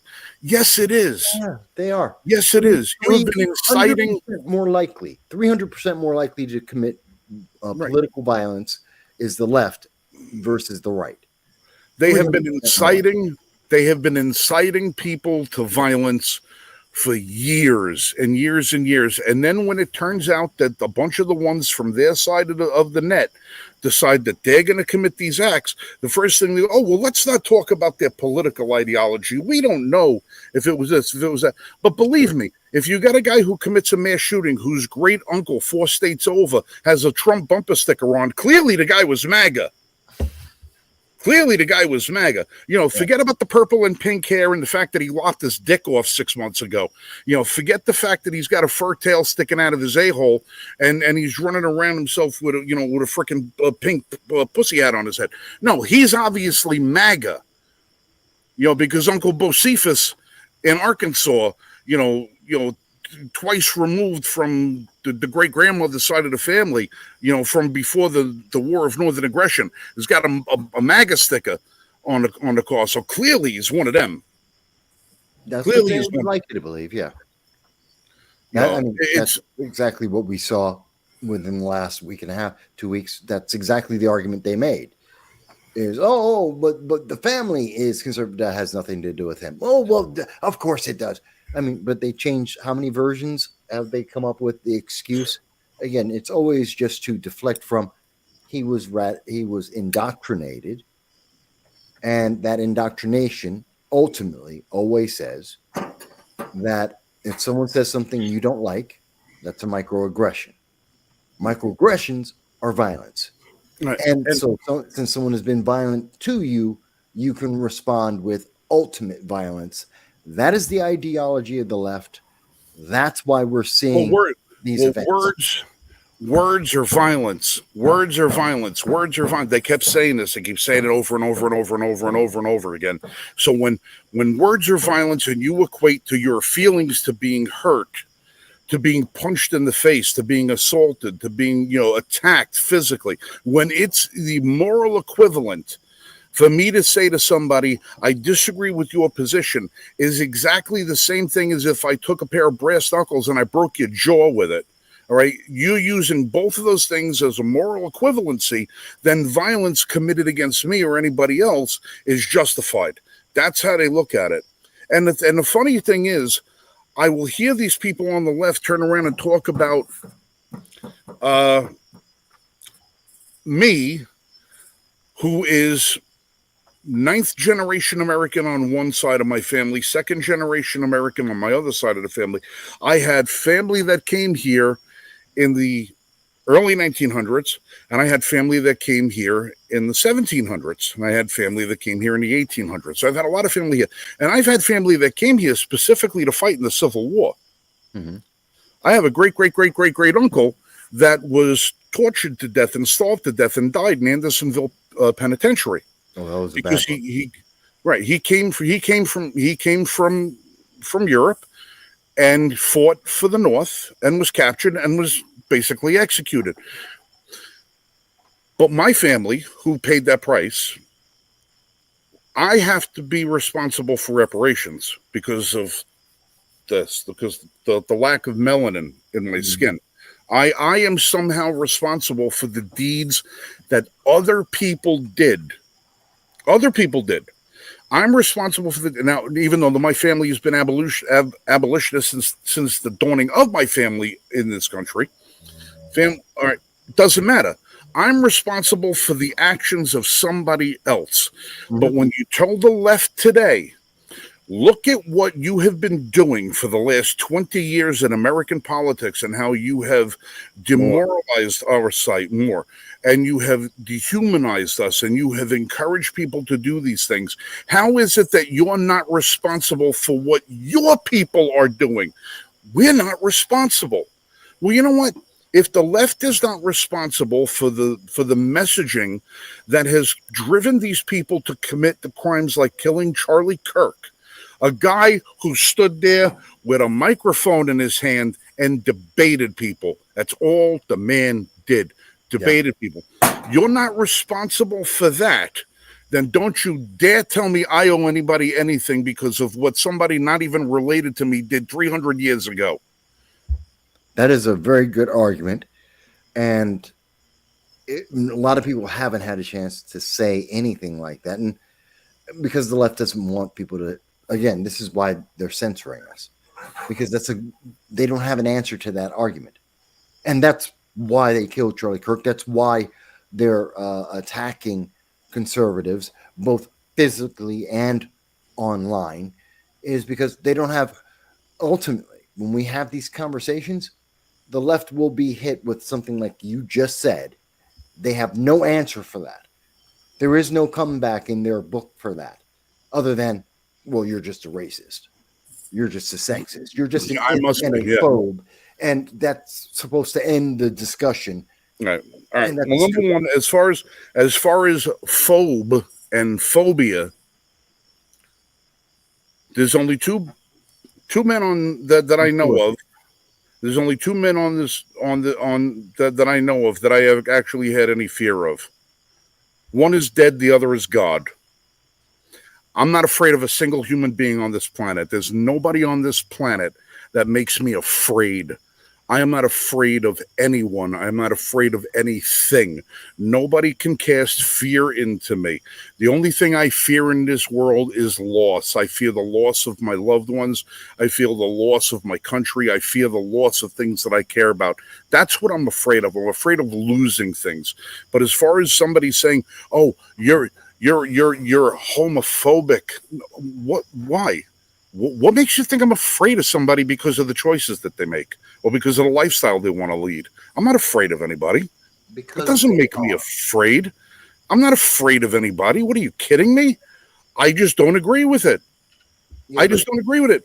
But I'm the first one to come up to bat for the rights for these people. For all people, for every people. I want everybody to have their rights, regardless of where they come from, what they believe in, or anything else. I'm not afraid of anybody. And as far as an ist goes, oh, you're this, you're that, you're this, you're that.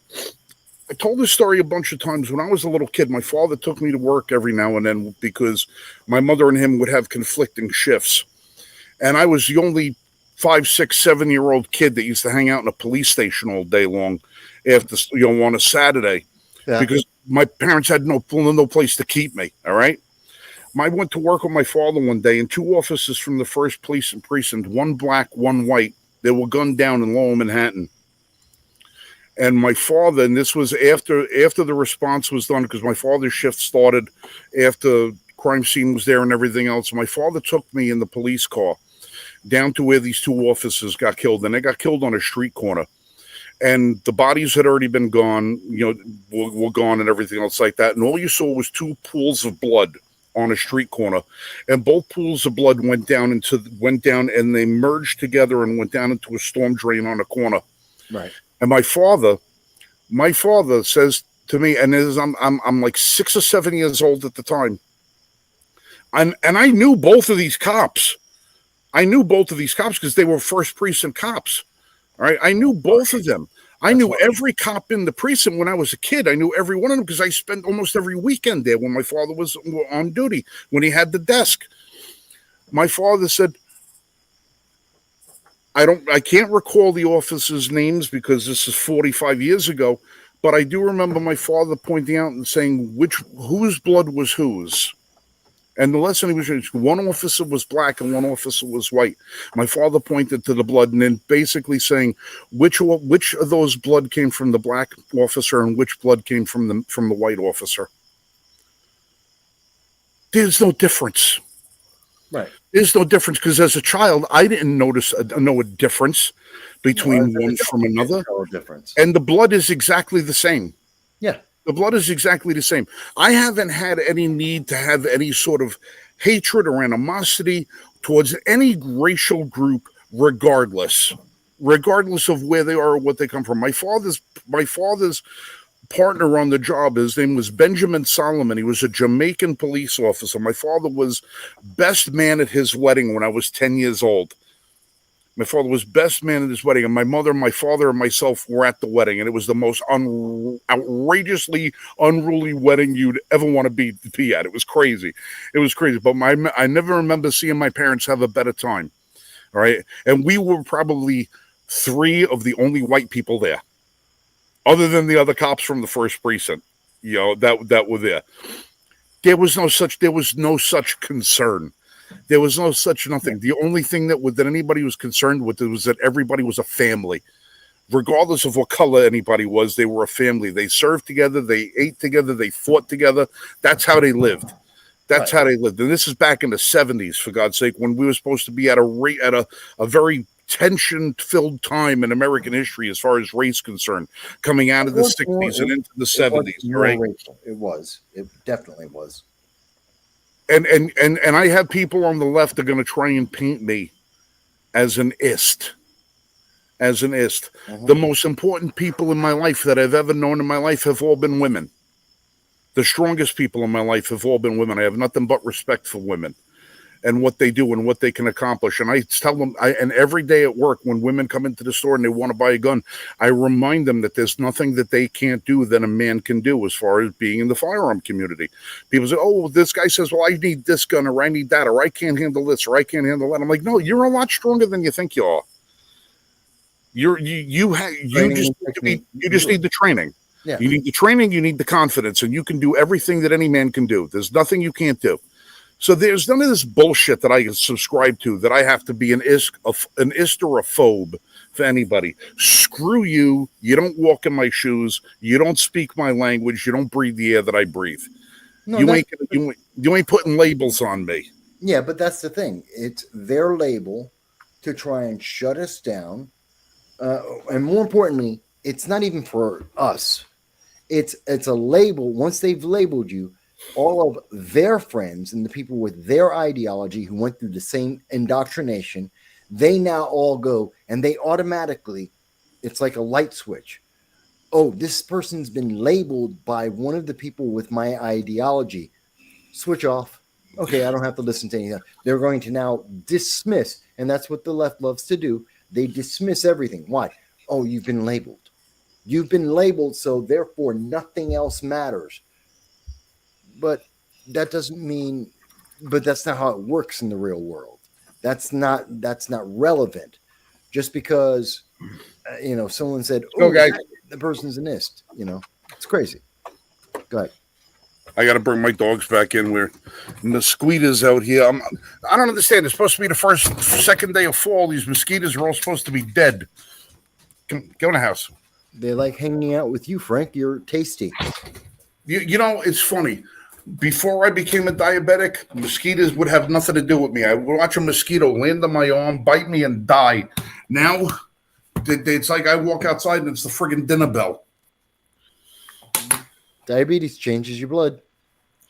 Yeah, well, my mother always said I was too sweet for my own good. he's such a sweetheart. No, my mother called me. My mother's pet name for me was asshole. So, but all right. But I know we hadn't had a chance to talk together any of that. So I just wanted to hear your voice. I know I've been screaming. I don't know if you've seen my coverage. I've been going crazy about a bunch of this stuff. It's driving me nuts. But I wanted to. We haven't had a chance to talk.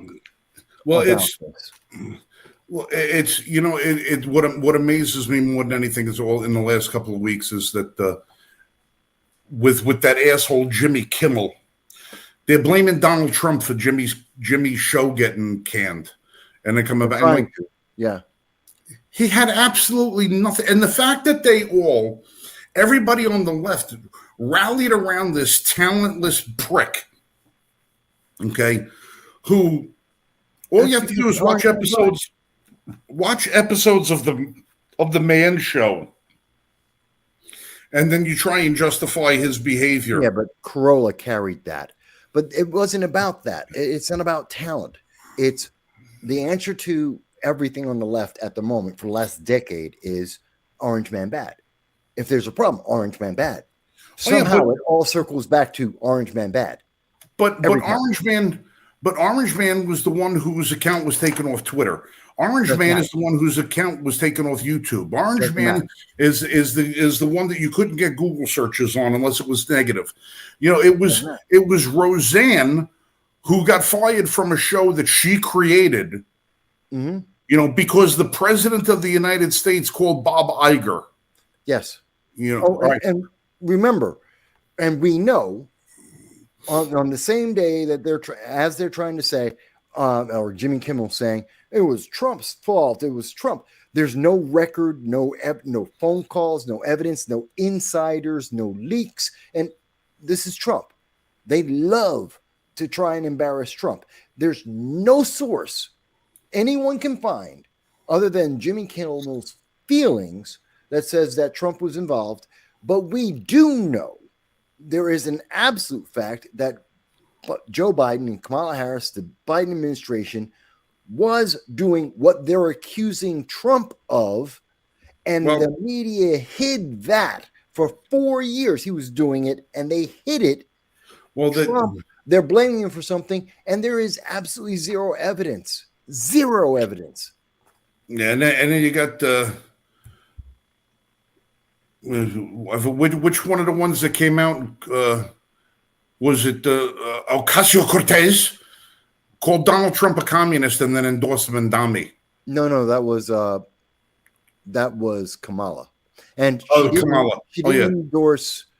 Kamala Harris just had her first interview. She's still as dumb as she always was.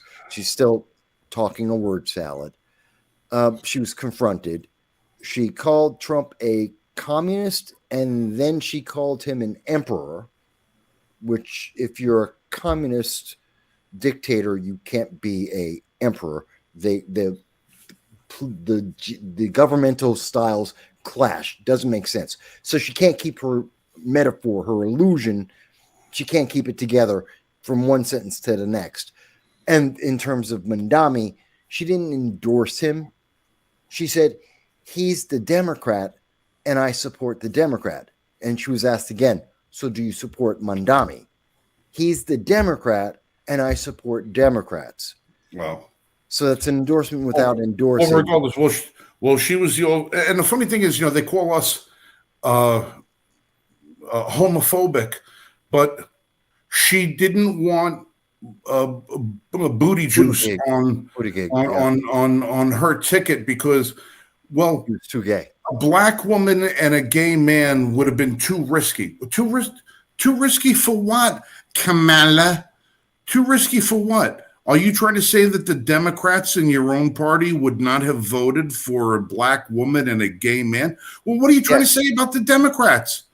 Yes. What does it say about Democrats? That's what you're saying about the Democrats. That's right. They're racist homophobes that only use blacks and gays as a tool at the means of an end. They have no interest in actually doing anything to support the gays or the black community, only using them for tools to get votes. God forbid you put them on the same ticket, right, Kamala?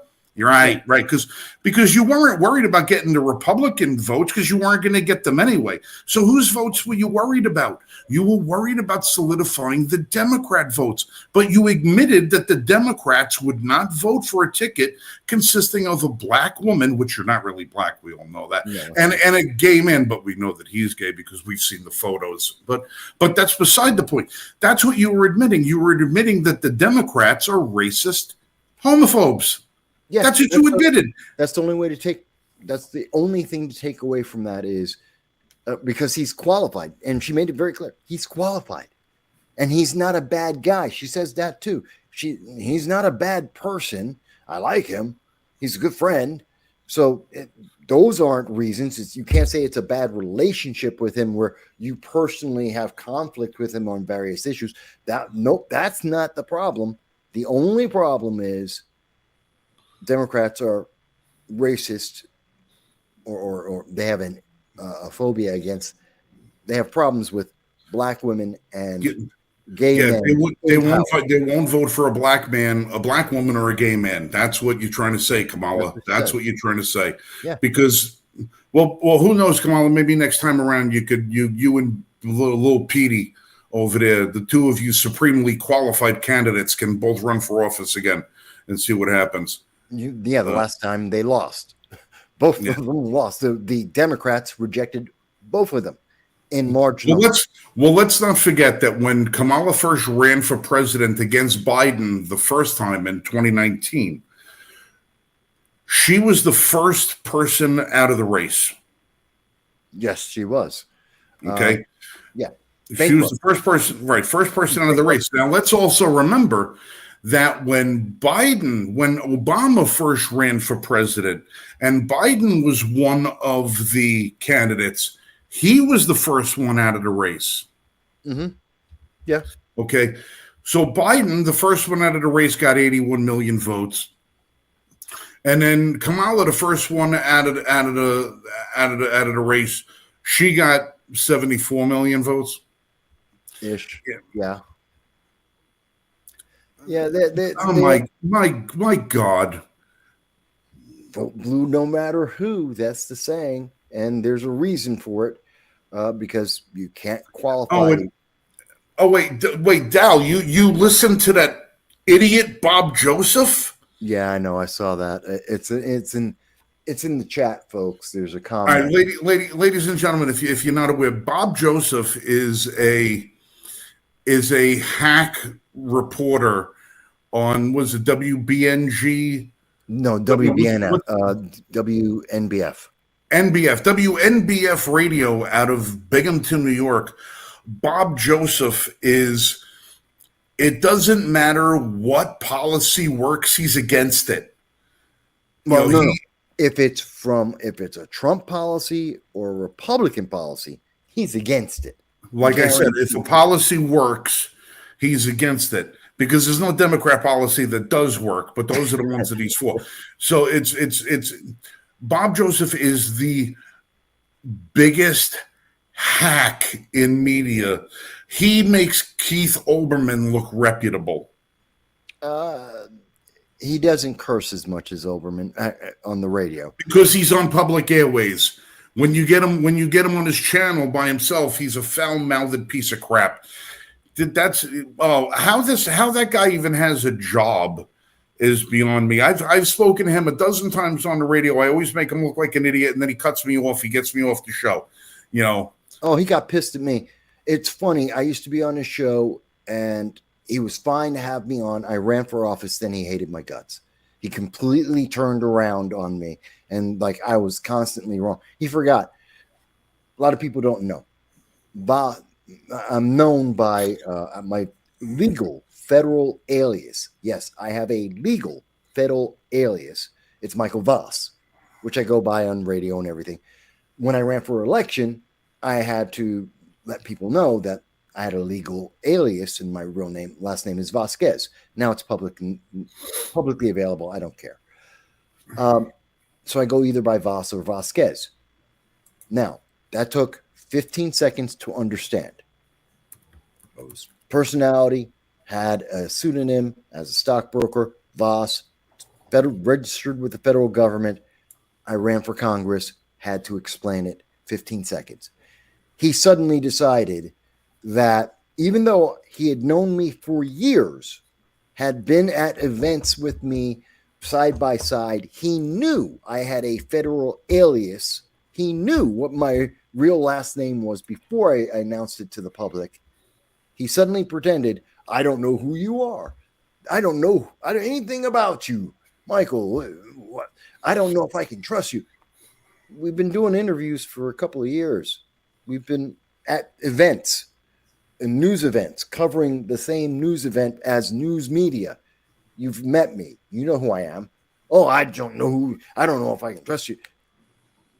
He lied to the public. He's done that a lot. I've caught him a lot of times. He's just a piece of crap, that guy. All right, listen, folks. Listen, I'm gonna have to call it a wrap for the show. We actually have a 2-hour limit. We're 8 minutes and 5 seconds beyond it.